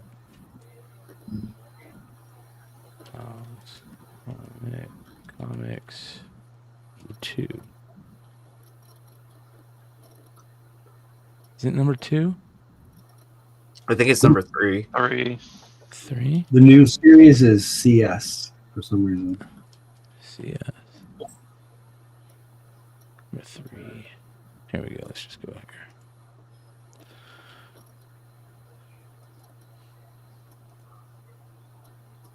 That's interesting. Ooh, that's interesting too. It's funky. PJ Kiowa variant. You guys ever heard of PJ Kiowa? It's good art. That's Paradith Bjornson. That's a Jeff variant. He just goes by Jeff, I guess. Ooh, look at that. That's cool. George Baramatis. Very heavy metal-esque, yeah. And then an Alan Qua, Helen Jade, not safe for work. Lyrics, not safe for work. There's the regular one. Not safe for work, huh? Yeah. Aren't those my middle names? Yeah. All right. Blasphemous. Teenage Mutant Ninja Turtles Black, White, and Green. These look gorgeous. The covers of these look gorgeous. I like the way the green pops. There's a Ron Lim Apocalypse. Ooh, look at this Thanos by Frank Miller. God. Really? Oh man, it's so good. That is rough. No, I think Miller should retire at this point. I'm scared about what I receive in the Asinia. You still haven't gotten them yet? They're shipping out now. I haven't gotten the email. Because I haven't spoken to Teller in a while, so just... Ooh, yeah, they come when they come. That looks good. That Darth Vader, or 47, Linnell Francis Yu. That's cool. Big fucking eyeball. Hildebrandt Deadpool. Scorched cover by Glapion. That's cool. Take a look at that. I like that. I just saw that invite. I like that. Avengers June Yoon. Is that how you say it? How do you say this guy's first name or her? It's a guy or a girl? Beautiful. Jung Yoon. That's an interesting cover. Kind of weird looking, but not bad. Spawn, Scorch number 30, Kevin Keane, Gunslinger, Kieran Grant, Cult of the Lamb, Tony Fleeks variant. Oh, look at that. Shout out to Tony. Nice. Cover C? Yeah, cover C. That's probably the one to get, though. Yeah. There's that Cult of the Lamb book, huh? Bear Pirate Viking Queen number 2 of 3. There's the Guma stuff from Jiang Lee. Profane. The Penthouse stuff. Al Capone Vampire number 0. Ooh, what's this? Usagi Yojimbo the Crow number 3. I wonder what the 1 in 40 of this is going to look like. This is good, but it's kind of creepy at the same time. Mm-hmm. Right? Yeah. It looks like it's straight out of Donnie Darko, right? Yeah. Yeah. All right, let's see what the variant looks like for that. All right, here's the 1 in 40. Tank Girl. Is that a kangaroo? There's that a kangaroo rat like from Tank Girl? This is the... Or is it like an old rabbit? Maybe an old rabbit. I don't know. But there's the one that is going to jump up in price. It's not as good as 1 and 2's 1 in 40. It's definitely not as good as number 1's. But that will be a big book on the Hot 10 in a couple of weeks. There's collector's editions of that Cult of the Lamb video game selling for $500 to $1,000. Wow. God damn. Darth Vader. You got Rachel Stott variant, Pride variant. You got a Phantom Menace 20th anniversary. This is a gorgeous Nick Klein Stormbreaker. Stormbreaker covers have been good lately. I like this. Nice. Nick Klein, great comic artist. There's the Rose Besh Thanos. What do you guys think about this? Her art is looking like it's changing a little bit, right? Yeah. The lines are starting to get a little bit smaller. I like Binge. Yeah, not as heavy lines. They're still heavy, but not as heavy as normal. Well, it doesn't have all that, like the drip paint look to it. Yeah, That's just notorious for. yeah, she's getting she's getting better. Cool, that's a good one. It's not bad. I like it more than her normal stuff. So here is the Shadow of the Green Goblin number 3. The biggest mistake of Norman Osborn's life is back to haunt him, and it ain't who you think. Is Peter Parker ready for a rematch with Proto Goblin? This Goblin stuff has got to end. And now that Peter's going to become Green Goblin, I'm like, what is going on? Hulk number 13. I keep saying I need to read the Hulk stuff because I heard this stuff is really good. They're going to do a Godzilla facsimile foil. Woo. Yeah. Yay! Giant size Daredevil, Dave Barden, Deadly Foes variant, Deadpool number 3. This is a cool Deadpool cover. Torrin Clark. I like that. Crossbones. Crossbones is always a cool looking character. Yeah. Spider-Man Blood Hunt 2, Boy Wonder number 2. So a lot of talk about this book lately for some reason, right? Isn't it? Is this the book where? Well, that's a cool trade dress, man. Holy shit! Is this the book? The Black Label book? Is this the book where people are complaining about Harley Quinn being Asian? Did you guys see that? I didn't see that. It's so stupid, dude. But Adam, it looks like it is the Black Label book. All right. That's a super cool looking cover, man. And I like the trade dress. This is supposed to be a really interesting series. I'm going to check it out. Precious Metal. Look at that. Image number 1. It's a limited series. Ian Bertram. Oh, this is finally happening. Wow. What is this? Do you know? This is like the remember Little Bird? Oh, yeah. Yeah, this was supposed to happen years ago. Holy cow. That was ages ago, no? Yeah. Huh. I'll have to read that. My Adventures with Superman character design variant. That's cool. Mad facsimile of number 1, blank. Last Mermaid number 4 by Image. Infernals. These covers always look interesting. That's creepy. Fucking really creepy. I Hate Fairyland. Dick Tracy's second printing in number 1. There's that Cult of the Lamb book that we saw on Left Arrow stuff. Bear Pirate Crane. Vampirella Dark Reflections. Batman and Scooby-Doo Mysteries. There you go. Maybe we can have Joker kill Velma in that. That would be nice. That's a pretty cool cover. Yasmin Putri, Batman 148. I like that. He's jumping through the glass, jumping through the ceiling. That's cool. Vampirella stuff that we already looked through. What's this? Fairy Tale Team Up, Robin Hood and Van Helsing. That's an interesting cover. Space Ghost, Baron's cover. Guma Design variant cover. Ranger Academy black blank sketch cover. That's cool. All right. Ghost Lore, Penthouse, Al Capone Vampire, Exo Manowar, Usagi Yojimbo, Teenage Mutant Ninja Turtles, The Untold Destiny Foot Clan Santa Luca variant. That's a cool cover. The Witcher.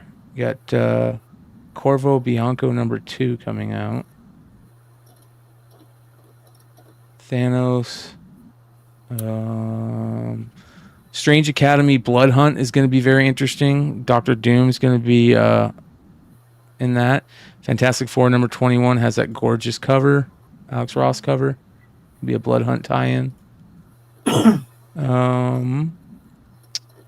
Spectrographs, Christian Ward, Andolfo Blasphemous, Walking Dead. All right, there is a Walking Dead cover, you guys, by Finch. Look at that. Walking Dead Deluxe number 90 Finch cover. Oh, that does look badass. Oh my god, that's awesome. Beautiful. I would love to see the ink of this, right? Just the inked. Beautiful. Shazam. Scale trade. Okay. Savage Dragon number 270. He basically I don't read Savage Dragon, but these covers kind of were interesting to me. I love the A cover. Continuing the mouse stuff, Brian? What's that? Is that continuing that mouse storyline? While Malcolm Dragon's the Mickey Mouse kind of a parody. It's about the kids. It says, while Malcolm Dragon's team faces his greatest challenge, the Dragon kids go off onto an adventure of their own. Comes with our highest possible recommendation. Right? You don't just say that. And I don't know if you guys look at secondary prices on these later Savage Dragon books, but their print run is pretty low. And I see people selling like chunks of Savage Dragon for ridiculous money. And this is a super cool cover, like a homage cover of the kids. It's just beautiful. And then the B cover is Eric Larson retro trade desk cover. That's actually pretty, it's going to be collectible for Savage Dragon fans. So this might be worth picking up. $3.99 for the covers. The A cover's gorgeous. Starts a new storyline. There's a cool B cover. So that's Savage Dragon. All right. Poison Ivy this week, or this for FOC this week, is really fucking good. Hold on here.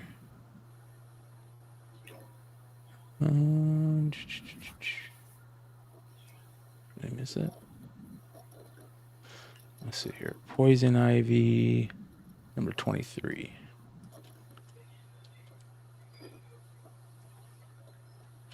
Okay.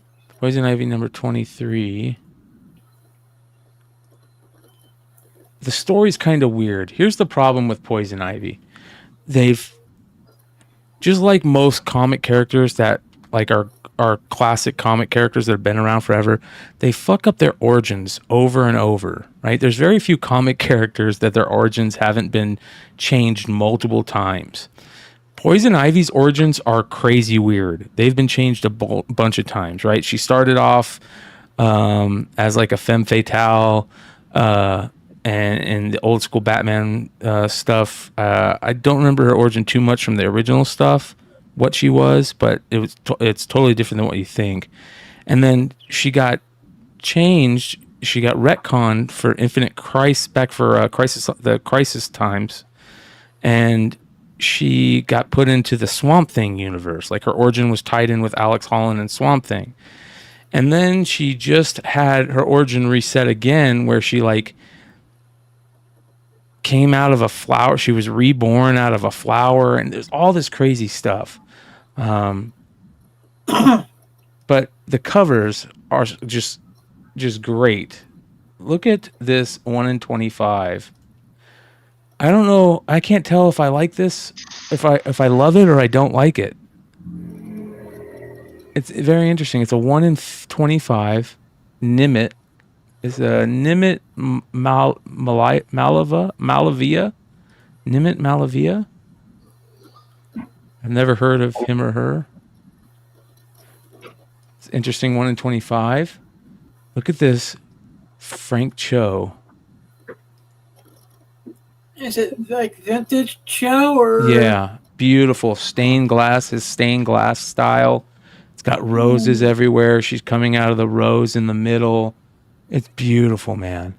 gorgeous. And they could do like a spot foil variant on this, where they make the yellow all matte and spot foil everything. Oh, Yeah. That would be awesome. I like yeah, this those. is fantastic. And here's the one in 50. The one in 50 is a sketch variant of that, where it's spot colored sketch variant, and it is gorgeous too. Oh, that's kind of cool. It Right? almost looks like a playing card Yes. design. Yeah, it's very Art Nouveau-ish. Yeah. And then here is a gorgeous Pride variant. And this one, I can't tell if it's fucking...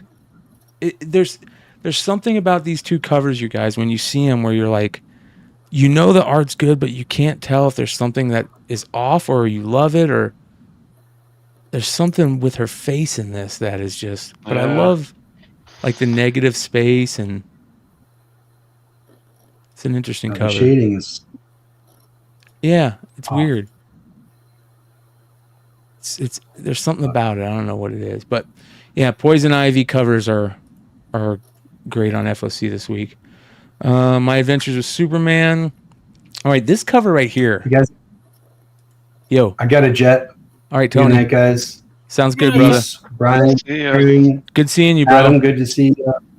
Yeah, Josh. Hey, people, don't forget to give your moms a call tomorrow, Mother's Day. Amen. Do Testify. it. Good seeing you, Tony. Peace. Yep. Sorry. Look at this cover. It's an AWA book called Little Black Book.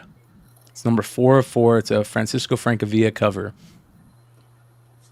And I don't know if you call it what you call this, but this is beautiful. It's like a silhouette of a cowboy, where it's, when you look at the silhouette, it's the background of a mountain, and the outside of the silhouette is just yellow. It's just beautiful. It's a cool looking cover. Western cover. Nice. With a car racing through a canyon rather than a horse. Which is kind of weird. I Hate Fairyland, Cult of the Lamb, more stuff. What is this? Cemetery Kids Don't Die. That's a good series too. Blue Beetle, Birds of Prey. Did you guys hear about Gotham City Sirens? No, I did not yet. Yes. Yeah, so this is interesting. Hold on, let me see if I can find this. Where is it?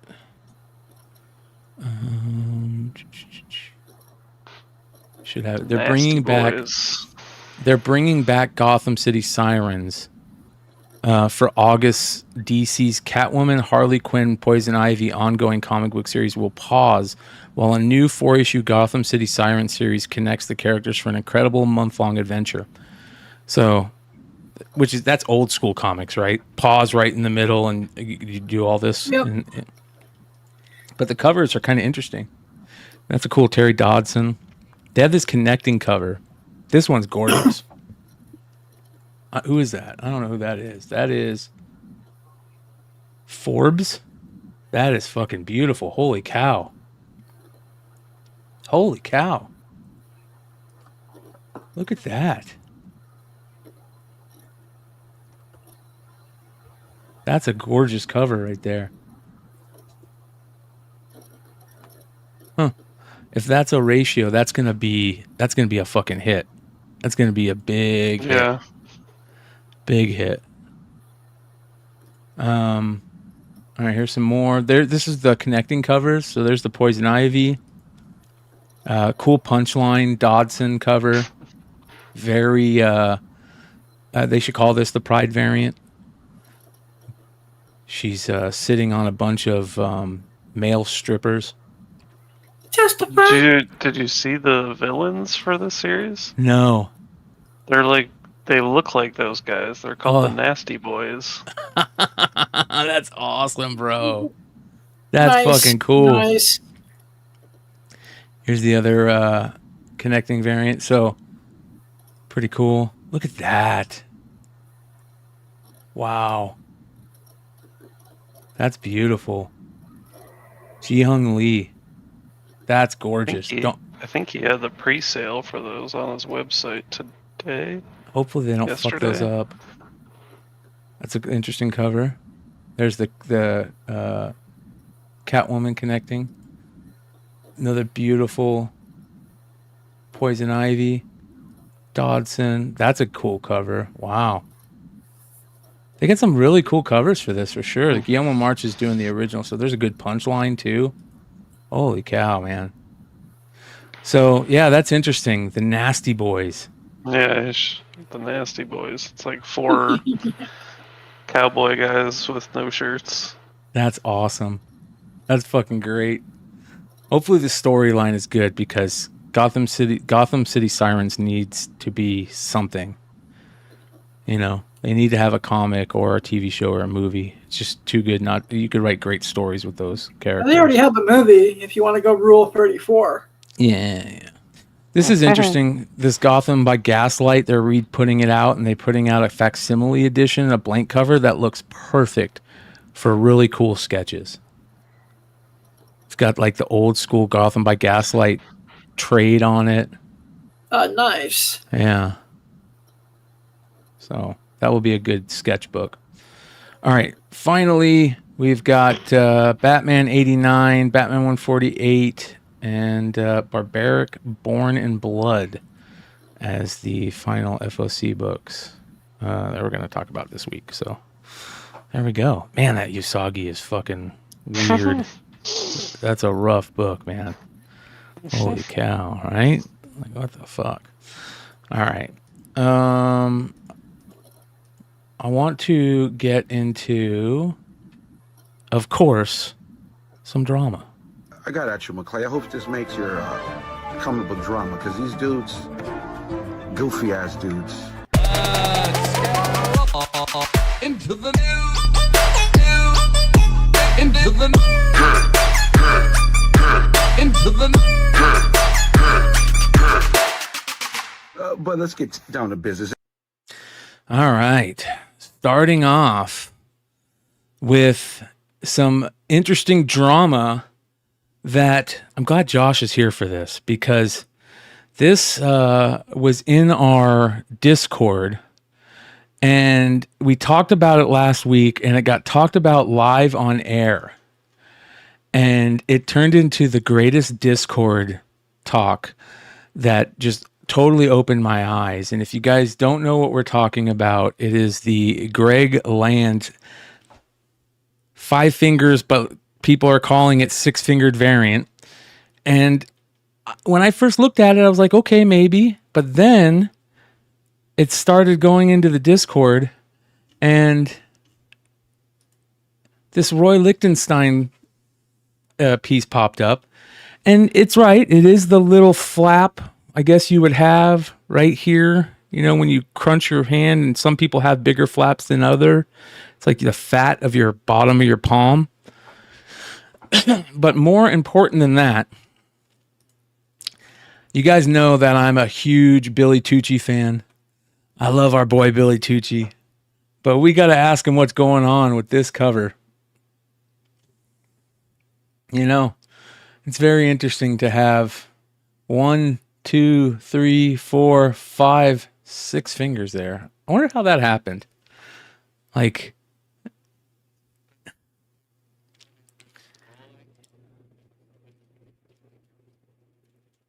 yeah.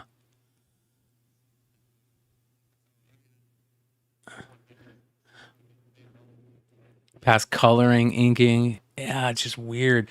Maybe I wonder if he, like, so this, if I was Billy Tucci, and even if I didn't do it this way, I would claim it. I'd be like, I did it on purpose. I told the other guys just to roll with it. Let's see if people notice it. You know what I mean? Because I believe that more than it getting past the colorist and the inker and Billy without knowing. Right? Yeah, Billy's the best, man.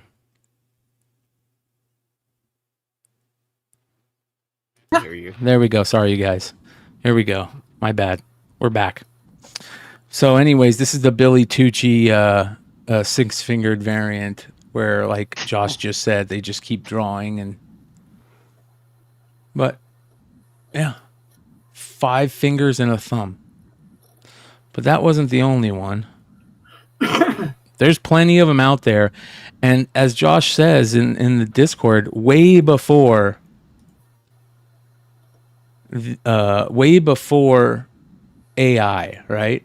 What is going on with this guy's hand right here? Yeah. Well, it's weird because this picture I found, and then I looked on eBay, and it's like his finger is actually colored in. So I don't know if this was. I don't know what the difference was. Huh. Yeah. 1, 2, 3, 4, 5, and a thumb. Yeah, he's got to have a thumb somewhere. Yeah. Yeah, this guy's, when you look at his finger, it just looks like they messed up and they colored it blue instead of the same his color skin as the tone. gun. Yeah. Maybe they're saying like they thought it was the gun and not his finger around the trigger. That's exactly what it is. So that was probably just a mess up on the colorist. But it I happens. guarantee there's probably more covers out there than that with people with 6 fingers. Like, yeah. Was that just your quick Google search in the comics with like? No, 6 that fingers? was I pulled that from the same post that the post about that angel thing, or the Scorched book got posted from. Well, don't worry. As soon as Greg Land's name comes up, people start throwing out swipe things, and that he swiped this from the Oh my god, Uncle Sam. Oh, so it's actually just Uncle Sam's hand that we're Yeah. staring at right now. Yeah.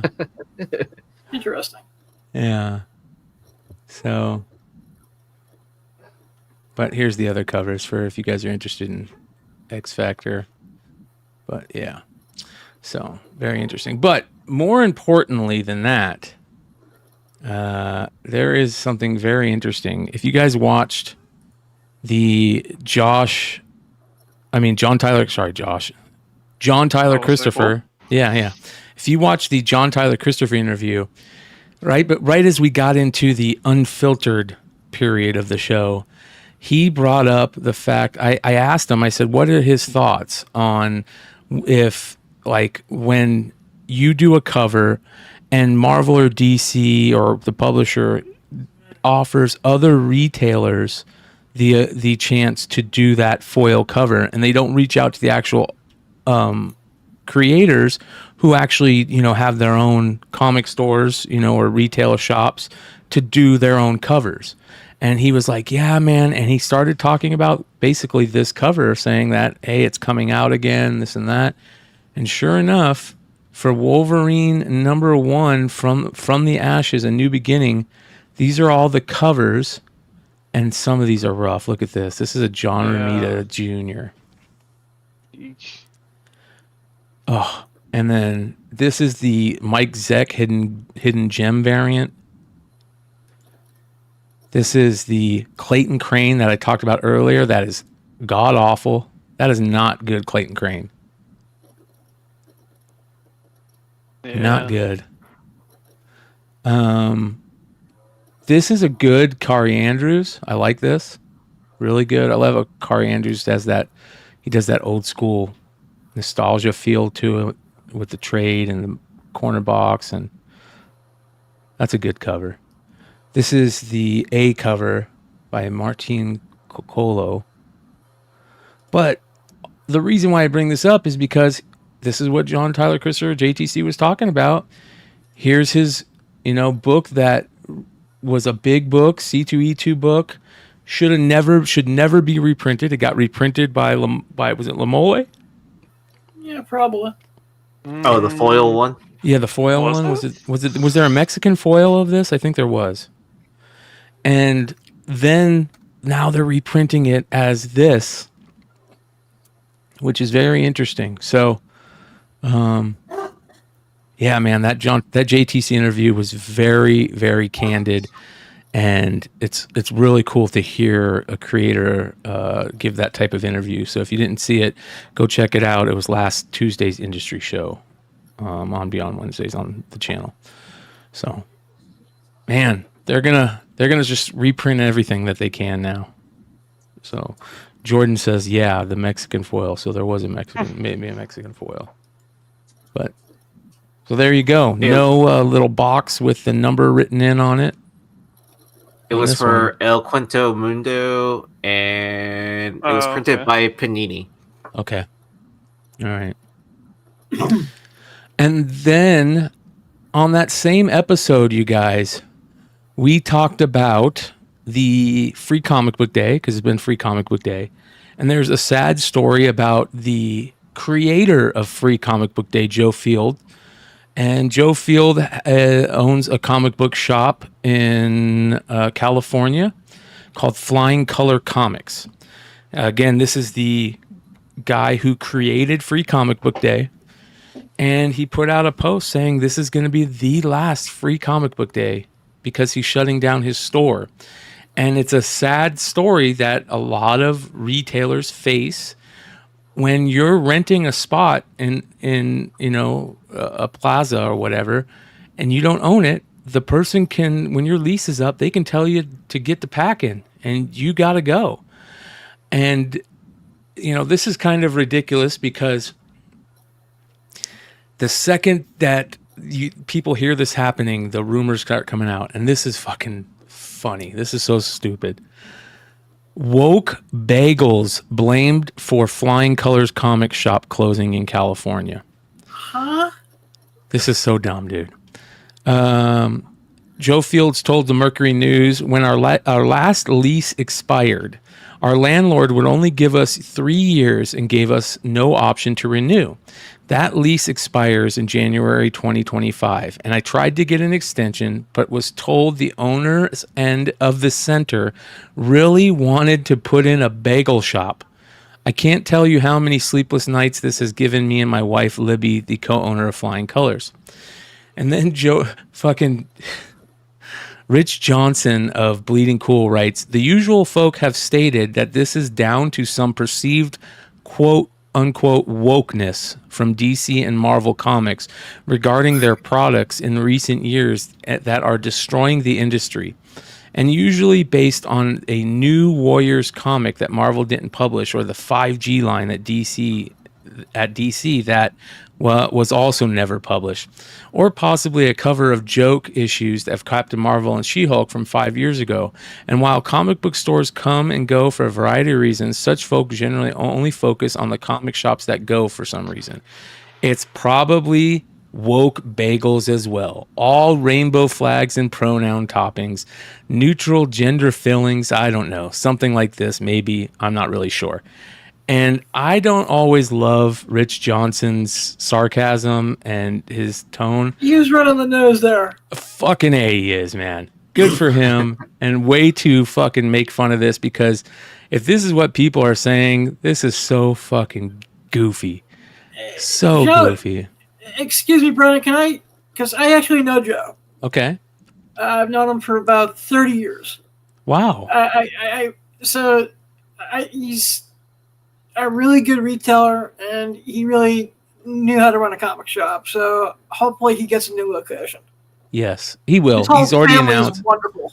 Yeah, he already announced that he's looking for a new location, and I think that he, more than anybody, wished that the talk would have been about that he's looking for a new location, not that he said they're not renewing his lease because the owner wants to put in a bagel shop, which is true, but he didn't say nothing about woke this and woke that caused this to happen and da da da da.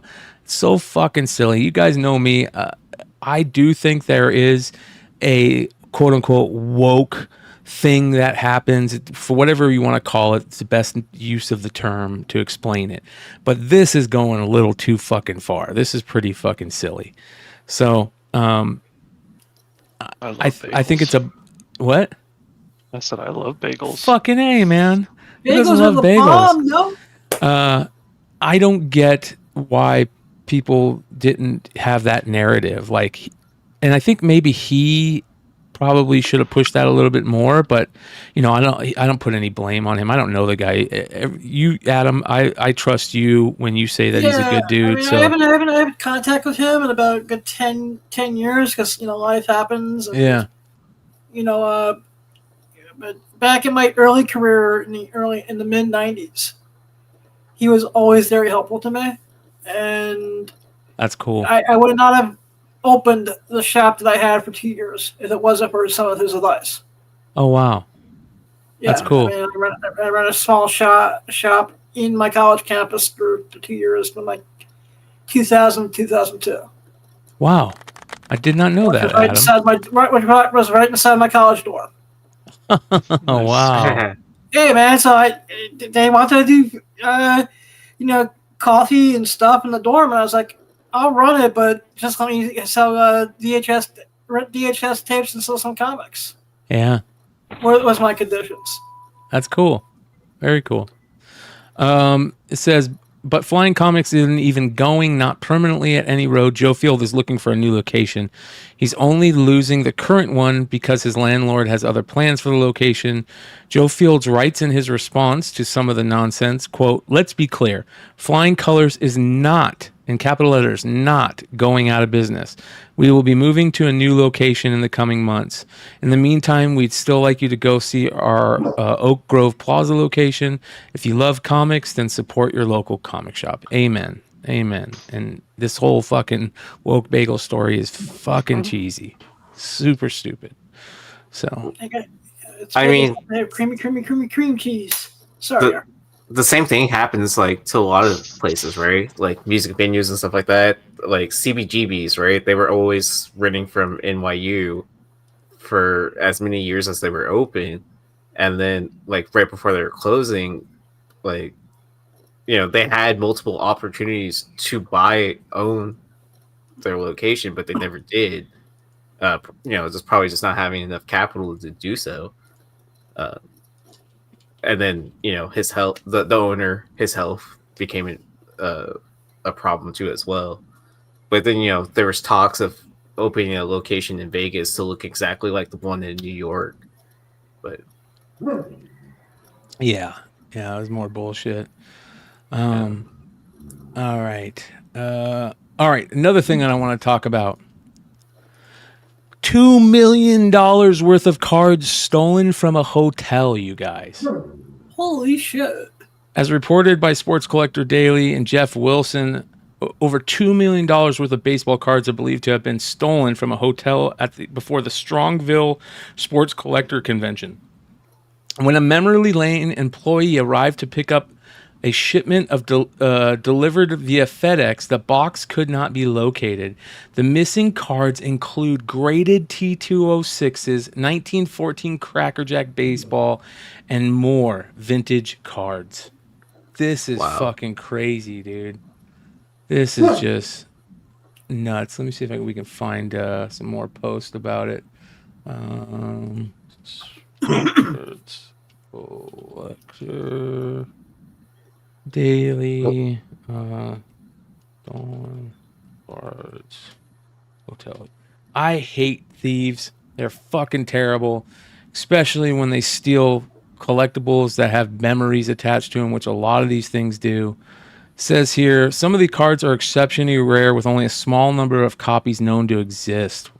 The cards remained in the auction in hopes that the police could recover them prior to last weekend's close, but as of Monday night, they were still missing, and company officials spent Monday informing buyers of what happened. All were fully insured, so consigners will receive their proceeds from Memory Lane, which is good, but at the same time, are they going to get what they think is their worth? That's the hard part. Because a lot of these probably haven't sold recently, how rare they are. Excuse me, is Memory Lane kind of like a heritage for sports cards? Yes. Sports memorabilia, yeah. I'm not really familiar with this whole sports memorabilia / card market. Says here, a W600 Sporting Life Christy Matheson cabinet card with a rare Type 3 mount that sold for $158,000, and other oversized cards were not part of the shipment and will be delivered to new owners. So at least some of them didn't get stolen. Holy cow! Holy shit! That's crazy, still though. Well, 54 cards. Because this is some big news for cards, especially right after the whole PSA having to change where you're shipping them to, because the post office got involved in stealing cards. Yep. All right, here. This isn't comic book. Well, hold on. I'm going to save that for the end. All right. Shout out to our boy Nick G. Q. Nick G Q, who I know some people go crazy when I bring him on the show, but I'm going to bring him on tonight. No, I'm just kidding. We're going to show one of his posts that he put up. Now, if you know Nick GQ, he has long time had a comic book and collectibles business. He was an early whatnot guy. He sells on a lot of secondary or third market live apps and stuff. And he has always been a big CBCS guy, right? Well, this is very interesting. He put this out, and this was very interesting to me, and we'll talk about it after what he says afterwards. Here we go. Hold on here. Now, something hit very personal, very angry and upset, and more so disappointed and let down. So I'm going to talk about my 1969 The Ring Wrestling magazine featuring Bill Watts and women's wrestling. This issue is very important. This is the August 1969 issue. By the way, many magazine collectors on the show tonight, and new magazine collectors out there now. This is a tough one for magazine collectors. You're going to fucking be pissed. Well, you're going to be pissed about this. I think a lot of people will be pissed about this. Yeah, this stuff for wrestling magazines, this is like a holy grail. And I think even the biggest CBCS fan that I know, Mr. Dennis Barger, might be pissed about this one too. Hold on. Where they do discuss women's wrestling, sex, or ability. Now, we do know how women's wrestling evolved. The women's revolution, women's wrestling. But this is one of the best condition copies in the world that exist. The Ring is based right here in Brooklyn, New York. So I send this in to the CBCS to be magazine encapsulated graded. I love Nick, how he pronunciates. He pronunciates everything to a T. He has a way of talking that is it's like an East Coast type of thing that is very interesting how he talks. Because you guys have seen me be an advocate and talk about how much better and stronger a CBCS slab is compared to a CGC slab. I like the grading. I like the actual physical slab. It's stronger. And then I receive a message that I thought I would never receive in my life from the CBCS. And they're like, Nick, we can't... Now... Look, he's getting pissed. He's trying to tell this story, and he's like, you could tell him, he's like, motherfucker. He's starting to Hulk out. Yeah. Give it 100%. I think he's going to Hulk out. Yep, he looks like he's going to Hulk out, exactly. And I don't blame him on this one. This one's fucked up. I can hear it right in the tone of his voice, because his voice is starting to go up a notch. Yep. The documented conversations up, I was going to expose people's names. I feel they should be fired. But I'm not going to go there yet. I'm not. I'm making a point, though. So I'm here for years advocating. I don't get shit in return. I don't ask for favors. Nothing. I advocate for the CBCS because I firmly believe they are better than the CGC. Grading, in quality, in slabs, in professionalism. And then I get the message that really rubbed me the wrong way. All right, you guys. On the panel and in the chat, what do you think it was about? And don't tell me if you know. Do you think that they ripped a book? Do you think that they ripped a cover? Do you think that they lost something? Like, what do you think is going on here? I think they ripped the book. No, because it says sex. Idea. They can't encapsulate it. That's what you think it is, because it says sex, so they can't encapsulate it. Really? Yeah. So I can't sell my hustlers to them. So I don't know. I'm just guessing. That's a good one. That's a good one. It's interesting. It's interesting. I have no idea, honestly. All right. This is bullshit.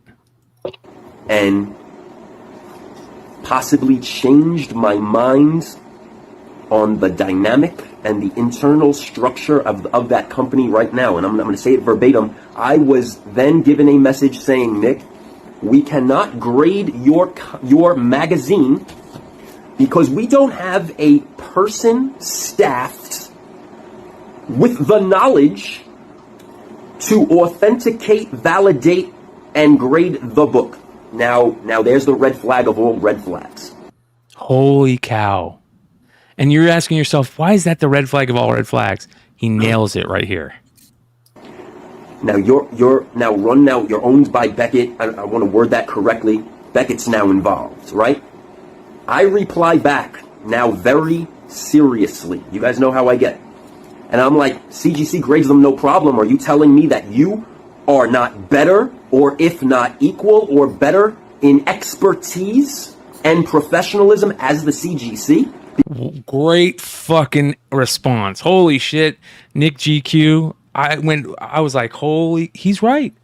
He's fucking right. If CBCS tells you they can't grade something that CGC grades, that's a fucking problem.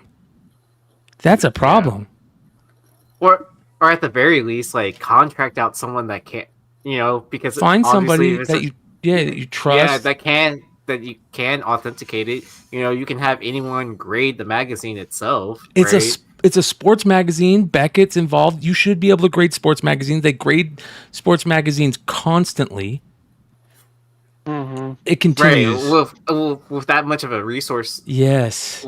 Of having both Beckett and, CBCS there, like, you should be able to, like, find someone within your office that knows something about it. All right, here we go. Because now you're saying that you cannot grade and encapsulate this vintage magazine because you don't have the person on staff with the knowledge to authenticate and grade this book, like as if I created it myself, like these other cornball people that create their own variants, but yet you grade those. So, holy shit, man! God Nick damn. GQ is fucking dropping the mic on this one. Shout out to Nick. This was a great post. I'm telling you guys. Nick GQ, he's a savant, my friend. He throws out some heat on these. What do they call these when you're talking into the camera like this? They call them, like, when you write them an op-ed, but there's something that they call it when you do this.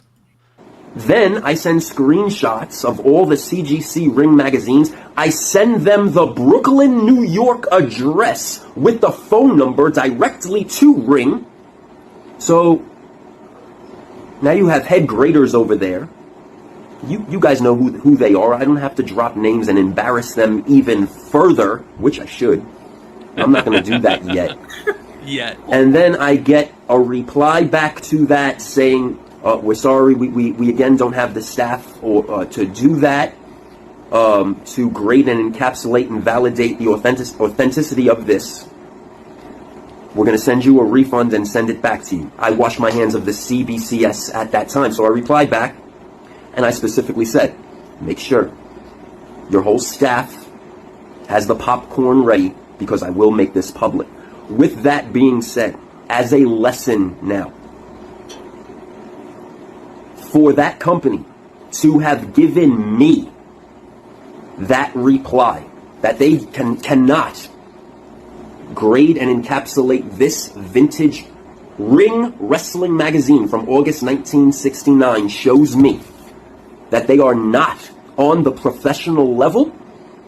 They are beneath the CGC. The CGC. I love how he calls it the CGC and the CBCS, which is probably right? The grading company, collectibles grading company, and the comic book something. Yeah, he's right. I mean, again, there he is. He's right. All right, here we go. And right now, I lose the debate, and I admit as a man that they are not better than the CGC because of this. He's got a good point. I don't necessarily know if I agree with that wholeheartedly. Someone will change my mind. most likely. But if they're supposed to be held as high as a standard as CGC, they should be able to grade a magazine like that, especially having Beckett being there also. Because of this one magazine, I have now lost my almost decade debate of whom is better. And as a man, I say I lose the debate. I was wrong. Now I'm in a catch-22 because I do not like the CGC. I don't like the company. And this is why I respect Nick even more from putting at this post right here. I don't like the leadership. I think that people should have been fired, and they're still there. So now I say this. I'm not grading anything. So I know that this is a near mint magazine. It is more than likely the best August 1969 in existence. I would have liked it encapsulated and graded by the CBCS because I love that slab. It's solid, it's strong. So now I don't grade it. And now I say this to all of you buyers, sellers, collectors. Do you even need to grade a comic book? Because, listen, I loved that CGC video with the person saying that there is no training to train to grade a comic book. Right there is a... So he continues to go on, but this is very interesting, man. Very interesting. That's kind of a problem. And shout out to Nick GQ. Shout out to Brad said, and Brad said, and Selden goes, Mr. Never apologized to the mob. Why? Because I said that I would say sorry. I've always said that. My mind can be changed. But fuck the mob. You're right. Fuck cancel culture. All right. Continuing on. We have... Absolutely hate to see stuff like this. You all need to make sure that you're paying attention so that this doesn't happen to you. This post comes from Payne Card. It says, check out Casey Chief's clip of Full Send Breaks live stream on Whatnot. Clip says, trying to steal an explosive in a football break. Explosives are one of the most desirable inserts in the absolute product. And here's the video. You are threatened by me. You are Pay attention to that orange bordered card. You are a monster. Now is your semblance of a light. Get reported. Sneaky. Sneaky. Ooh, did he just dip it? Fucking A. Sneaky. Jalen Hurts. Jamar Chase, Christian McCaffrey, Deontay Banks, Will Levis, and a Matt Stafford. Magically, the hit disappeared by the end of the video. The user has been removed from Whatnot because of violations of community guidelines. They might surface on other platforms. Filth bomb breaks. Filth bomb breaks. So I don't know if anybody follows them or if they responded to this. I don't see anything. I always love to. So it was Filth Bombs that did that. Yeah. Oh yeah. So I always love to go back and look at comments of recent things to see if somebody goes, "Did you try to steal that one?" Or they're probably deleting them or blocking them. Yeah, because aren't they a really big? They're a big seller, aren't they? Yeah. Like, because they're big on Fanatics as well. Yeah, no comments. Look at this. No comments. They stopped comments on that one. Yeah, they're definitely, they got to be killing comments. Because wasn't there one of their big pools like that? The Jackson Holiday 1 of 1 Super Factor. Yeah. Yep. The anime, is that? Did they pull the anime? Or the first Bowman Jackson Holiday? The first Bowman. Okay, first Bowman. Yeah. Yeah. I don't know, but I think here we go. Here's the guy. Hold on. Maybe it isn't Filth Bomb Breaks. Is it Filth Bomb Breaks? Is this the guy?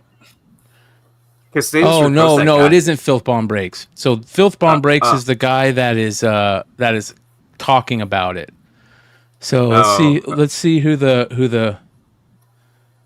is it that did it? When you need happen to you. This post absolutely hate to see stuff like this. You all need to make sure that you're paying attention so that this doesn't happen to you. This post comes from Pain Card. It says Pain Card. Pain Card. Okay. Pain Cards. Let's look that up. Pain. Yeah, because the guy with the mustache or whatever, I think he has his own channel anyways, so I think they're just reposting that guy's content. Yeah. Let's see here. I have one of those. No comments. Why don't you tape it shut too? Yeah, it looks like they don't say anything. I wonder if they're still on Whatnot. Yeah, they changed their name, it looks like. Clear Cut Cody. So they're back on Whatnot. Yeah. Yeah, that didn't last long. Well, because anyone can sign up to be a seller now on Whatnot. Isn't that what it is? Okay. Yeah. So you just change your name?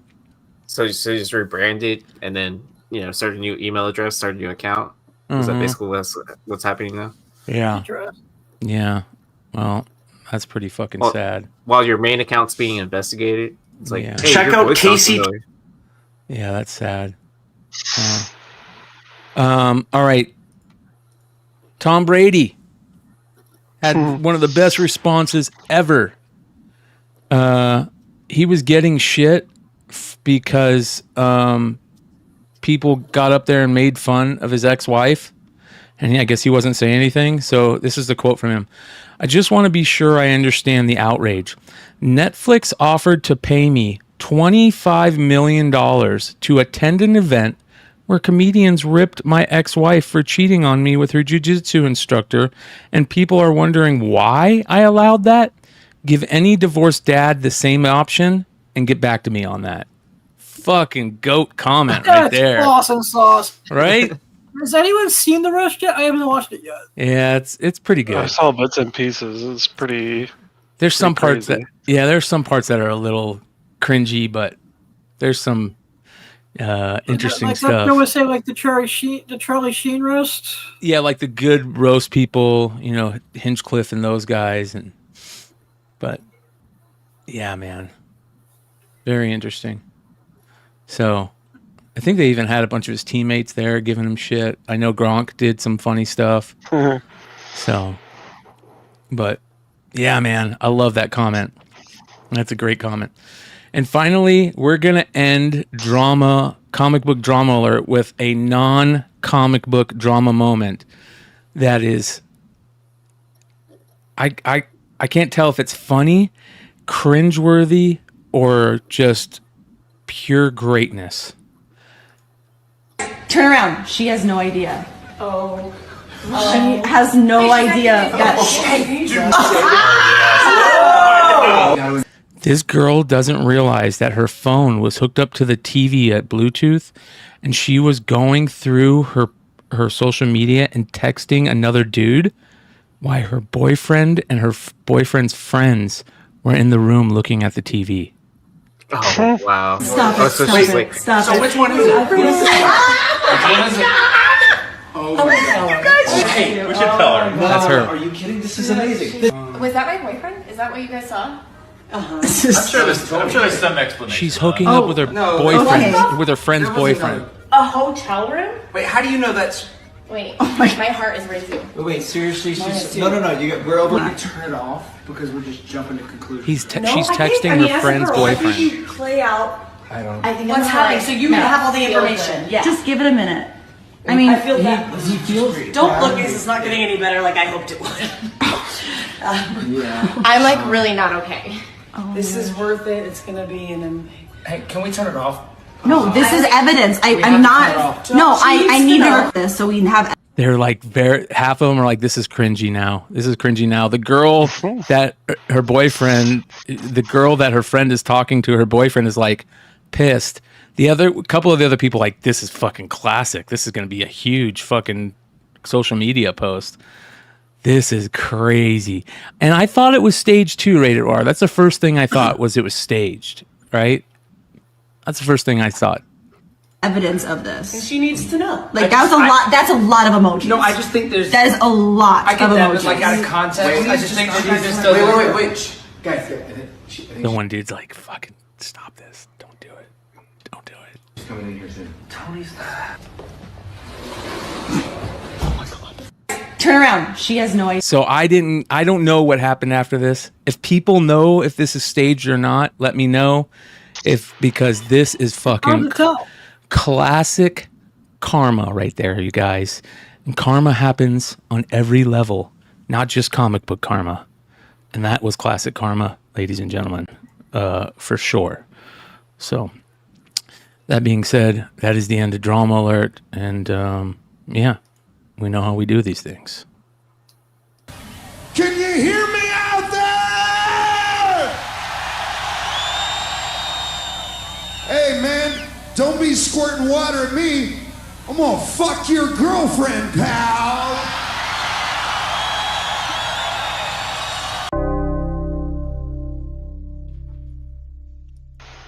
Yeah, that was pretty interesting. All right, they're you guys. not busting through the window because they're suburb kids. Yeah, they aren't like hood rat kids. Yeah, there would have been a fight right there for sure. I'm surprised there wasn't a fight. There might have been a fight that continued. You know what I mean? I hope to God that isn't staged. I hope to God that's real. I mean, I feel bad if it is real. Well, I don't feel bad because fucking. It was hard to tell if it was staged or not. Yeah, liars and cheaters. Fuck them. Everyone's like, they were loud as fuck, so that's why it's not real. I don't know. Maybe. Brad says yes, suffering. No, it's. I think that one's less suffering and more like karma, like, you know, like instant karma kind of situation. Not instant karma, because how long has she been fucking her friend's boyfriend, which happens a lot, fucking a lot. Girls, just like guys, fuck their friends' girlfriends. Girls are all about that. That shit happens a lot. I don't care what anybody says. That's why I only do open relationships.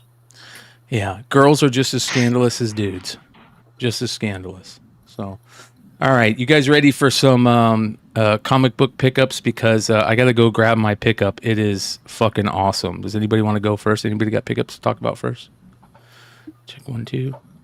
I have a couple items that I can show. All right. Oh, I have controls too as well. All right, cool. Now. All right. Yeah. Awesome. I'm going to go grab my stuff real quick. I'll be right back. Okay. Yeah. Let's see. I only have a couple items, so I showed this last night, but I got this awesome Dave Stevens card. This is a 1993 Star Wars Galaxy. Dave Stevens, Luke Skywalker. Oh, that's cool. And a PSA 9. So I was really stoked to get that. And then I finally unboxed this after still having it sealed in the box that they shipped it in. The Adidas Eastman shoes, right? The Ninja Turtles shell. Is that the one you unboxed on Longshore? Yeah, it is. So I still have it on the side here. So I figured I might as well show it on here. It has a comic in it still. It's sealed in the in this part, but I haven't opened it to look at all the different color laces and all that. So, but yeah, it has other color laces, and I think there's like pins and all that stuff in it too as well. I did finish a trade with Longshore, but that's on the side over here somewhere, still boxed up. So if anyone else has stuff to show off, I guess I'm Adam or Josh. I got some stuff. All right. Let me switch spots with you. There you go.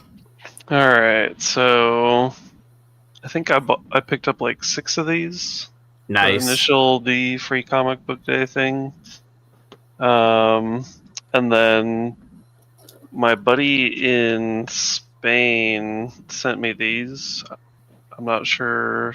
Like, I thought these just went on sale the other day, so I'm not really sure how he got those. Well, yeah, that's kind of weird. So, yeah. Maybe they sold them internationally early or something? I don't know. Because I got those in the mail, like, days ago. Yeah, because I thought they... Monday maybe? Like, yeah, I thought they literally just dropped online. Like, I picked up a few of these, the One Punch books. One Piece? Or yeah, the One Piece. And then I picked up a crap load of the I Lie Popeye books. Nice. How much are those selling for now? I think I saw them listed for like $7, but I don't know what they're selling for. Okay. I still have to read it, but I am going to read it. I set one copy aside, and then I picked up like a boatload of these because I found that site that they were on after that one was on like the almost 10 or whatever. Where'd you get those? I found a site on like an online website. So awesome. They were like, they were like $2 or $3 a piece. So I just bought 10 of them. And then I think that's it. Didn't these just go on sale? Like I was just telling Eric because I'm like, I don't know how I already have these. Yeah, the night of the interview. I've had these since like Monday. Really? That's weird. Yeah. Because my buddy ordered these from. I'll have to ask him where he ordered these from. I'm assuming it was from his website, but he ordered them and they showed up like on Monday. Well, so he's in the same state as you. Oh, really? He's in Ohio? Oh no, you're in Ohio. I thought you were in Indiana. My bad. Oh, I was like, yeah. Well, yeah, but my his buddy that ordered these is in Spain. So like, one of the guys that I get comics from, like, he'll buy stuff for me when people don't like ship, or like he'll buy stuff for himself. Like if someone doesn't ship to Spain, so he'll mail it to me, and then I just repackage it all and then mail it to him.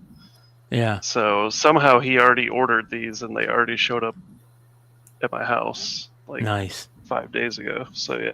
So I think that's. Oh, and then I got these. These are the Mexican, that Young Romance 150s. Yeah, I got. That's awesome. Holy shit, that's good. Look at that name, Sussy. That's fucking perfect, dude. Yeah, so I'm gonna send these to Leg at some point. Oh, those are cool. Those graded. I'm gonna have to put that on my radar to hunt for now. Yeah. That's awesome. That's cool. And that is it for me. All right. Adam, do you have anything? Yes, no? Not really. Okay. I am collecting the Marvel Coke cans, but I just don't have any near me to, see anything I already picked up this week. Nice.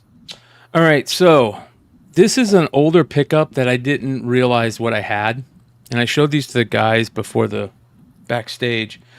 I bought a comic or a sports card collection, and the collection had a ton of vintage. And I'm not saying that the baseball that I'm going to show you that I'm really excited about are real.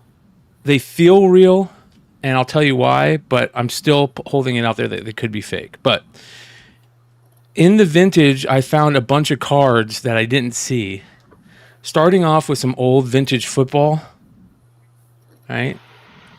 And I mean, the football are just trashed, and they got Hall of Famers in them. There's Frank Gifford, right? But they're not in the best condition. The football are not in the best condition. There is a ton of them though, and there's like Pat Summerall rookie. There's a ton of Hall of Famers, and these are all early 50s football. Huge stack of them. They're pretty tore up though. In the stack was also, these are interesting, Canadian football from the 60s and 50s. These are in really nice condition. And some other older football. This is regular football, obviously. Regular football. This is Canadian. Here's some more Canadian stuff from the 60s and 50s. I don't know if any of these guys are like, that's the Argonauts, like if they're classic. This is Russ Jackson from the Ottawa Rough Riders. So there was a bunch of, that in there. Then some of the other baseball I found, they're doing these right now in the new Bowman. They're homaging these. And here is a 50, are these 53 or 52? I'm not good on my vintage, but there's a 53 or 52 tops. But here are something that are interesting also. These are, I think, British football from like the 60s. Oh, wow. Cool. Yeah. And I think the only one that I might recognize is Alan Shackleton. And there's 2 of those. But these are British soccer cards. Old school British soccer. Here is the creme de la creme, though.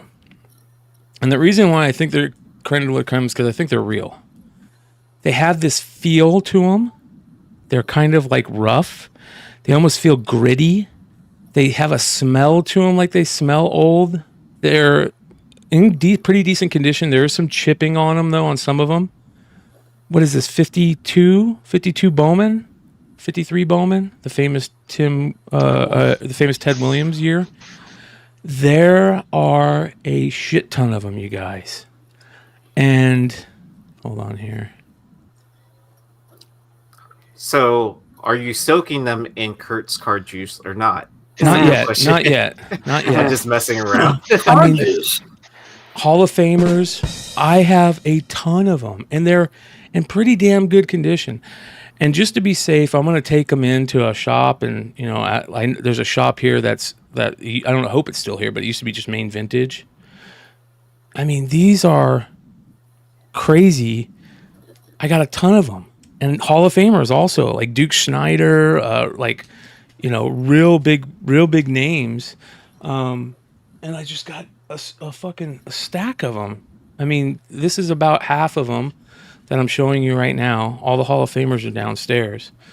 So pretty cool, little find. I was just going through that collection and I found that stack. So, but this,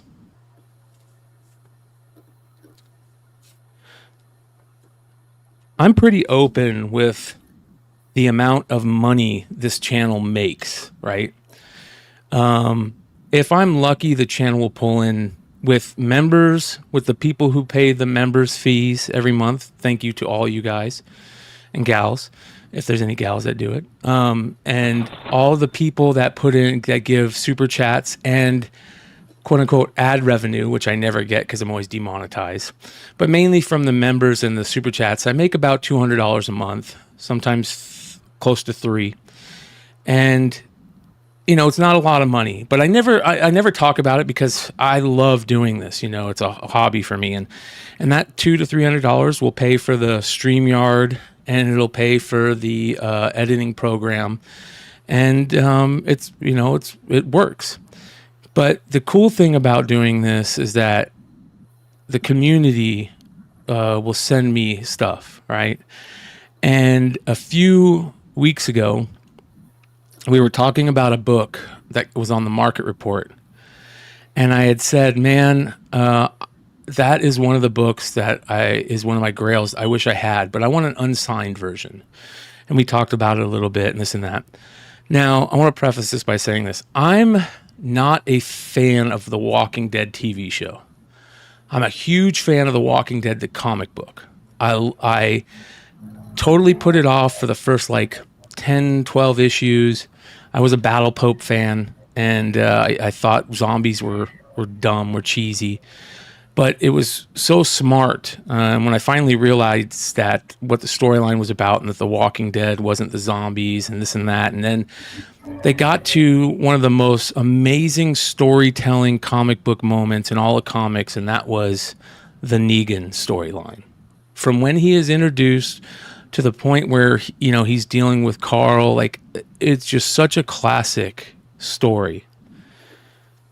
I had somebody reach out to me, and I'm not going to say who it is because I don't like saying who these people are because, I don't want to give it up if they don't want it, or I don't want people reaching out to them or this and that. But this was one of it's happened multiple times. You guys know it. I always show these things. I've gotten amazing gifts from you guys, and this is one of them. And I can't be more excited for this. Oh, wow. Is it the Volkswagen? Nope. It's Walking Dead number 100, the Negan Bloody Bat variant, unsigned. Awesome Oh, wow. sauce. Yeah. And I have a whole run of Walking Dead. I have a whole run. There's only like 5 books, all the variants. There's only 5 of them I don't have. I sold one. I sold the Eric Larson variant of Michonne, or I gave it to Kyle. I think I gave it to him. I might have sold it for like $20 or something like that if I sold it to him. And then I didn't have any of like the super special ones. This is one that I didn't have. I had all the other 100 variants, but I didn't have this one. And I like the signed one's cool, but I like the unsigned version. And this right here was such a cool thing, and I can't say thank you enough to the person that sent me this. Just mind-blowing moment for me for collecting and the show and just the community and getting a grail that I never thought. A couple of my grails have come because of this show. My first ever UFO mentioned in a comic story, which is a Will Eisner spirit insert, I got because of the community. This I got because of the community. The skateboard Thrasher comics, that I got because of this community. Like, this is so amazing that you guys do this, and thank you so much. It really is amazing, and much love for this one. This just blows me away. So one of the coolest pickups that I've had in a long time. The Walking Dead number 100. And that is pickups for tonight. I usually don't have very many pickups like that, but this week I was very lucky. So shout out to all of them. All right. You guys got anything else? Anything else that's interesting? Oh, so what do I do with these shoes? Do I just rip out the comic and then like keep the comic, or do I and just try to sell the shoes because I don't really like them, or Yes. keep it all together? I would do what you're talking about. I Just would take out the comic and then like try to sell the shoes. Sell the themselves? shoes. I would take out the comic, eat like as clean as you can. Can you hold that up again? Because I want to see the back. Yeah. So on the back side, like the comic is within, like there's a pull tab here. Oh, perfect. That the comic is in, and It's so like the Masters of Yeah. the Universe DC action figure variant. right. And Yeah. I feel like a lot of people that don't know that it comes with a comic are gonna throw this out, like throw the comic away, basically. Yeah. But I could be wrong. People could be smart and know about it, but I feel like a lot of shoe heads aren't gonna know. But yeah, but I mean, you can see like inside the tongue of the shoe and stuff like that, and the soles and stuff like that have the pizza thing. That's perfect, And then bro. it comes with like pins and all that stuff. So Yeah. That's awesome. I forgot. I did also have this one. Oh. the shoes are 9.5 because people keep on $200 asking. book right now. That is a beautiful, beautiful go. cover. They're only 9.5, Aaron. Yeah, they're 9.5. Dang, it fitting me. All right. Shout out to the Ghost Zapper. The Ghost Zapper says, "Here's an update to that video with the girl and her with the girl's cheating boyfriend or girlfriend. The update is the girl's cheating boyfriend was actually making proposal plans with her friend. The girl confronted her after, and she told her, 'Your boyfriend is proposing to me.'" Oh my God. Ooh. Yeesh. Ugh. So it sounds like it might be real. Oh, that's rough. Oh wait, so it went from cheating to like a proposal? No, To the girl that was looking at her friend's boyfriend's messages and talking to her friend's boyfriend that was outside. Her friend's boyfriend was trying to propose to her friend. Oh wow. Yeah. That's crazy. Fucking scandalous. Sounds like they're gonna be on Jerry Springer's next episode. Yeah. Unfortunately, what Jerry? What up in heaven? Oh, is he dead? Yeah. I didn't know. He died. No, when did Jerry Springer They pass? have Like, a not studio. too That's long the type of stuff I should book. It's Awesome Sauce Radio Speed. Yeah, man. That what do you got going on? What's going on with Awesome Sauce, Adam? Anything new, interesting? Let's see what I have. I take two porn star interviews lined up that I'll announce when they get closer to the dates because they're like 2 weeks from now. And I got the head of some indie publisher coming on this either Tuesday or Thursday. Sweet. Outside of that, just doing my thing, and I'm trying to book something so I can get a lap dance to the DuckTales theme song by a friend of mine in the Daisy Duck costume. Might just do that on Whatnot, but not sure yet. You crack me up, Adam. I want to see if that gets me kicked off Whatnot or not. You might go viral on Whatnot that way. So that probably won't kick you off because a bunch of people are watching. And, and if you're generating money, that's even better. I have a few things. I have some questions about the TOS. So I think I'll just, experiment and see if I get kicked off or not. Like, can you sell, like, if you have your friends who are porn stars, like big name porn stars, and you bring them on your show and you have them sell autographed bras and panties, is that still considered a collectible? Because if so, Melinda, there's only one way to find out, right, Adam? Yeah, that's true. Yeah. Don't ask for permission. Ask for forgiveness. Forgiveness. Yeah. If not, I'll just tell Mr. DeMayo, I'm sorry, man. Sorry, Mr. Bullis, sir. Will never happen again. I don't think he's running that side of Whatnot anymore. I think he's more doing promotional stuff. I wouldn't apologize to him anyways. I don't have someone I can cry to that get kicked off. Right, never mind. This might not be a good idea after all. Well, speaking of Whatnot, have you been selling on Whatnot lately, Yee and Josh? Either one of you? I have not. Yeah? How's it been going? Yeah, I'm still doing it. I don't think I had a show for like a couple or maybe like 3 or 4 weeks just because of moving and stuff, but I had one last week and they're still going good. I can't complain. Yeah. Nice.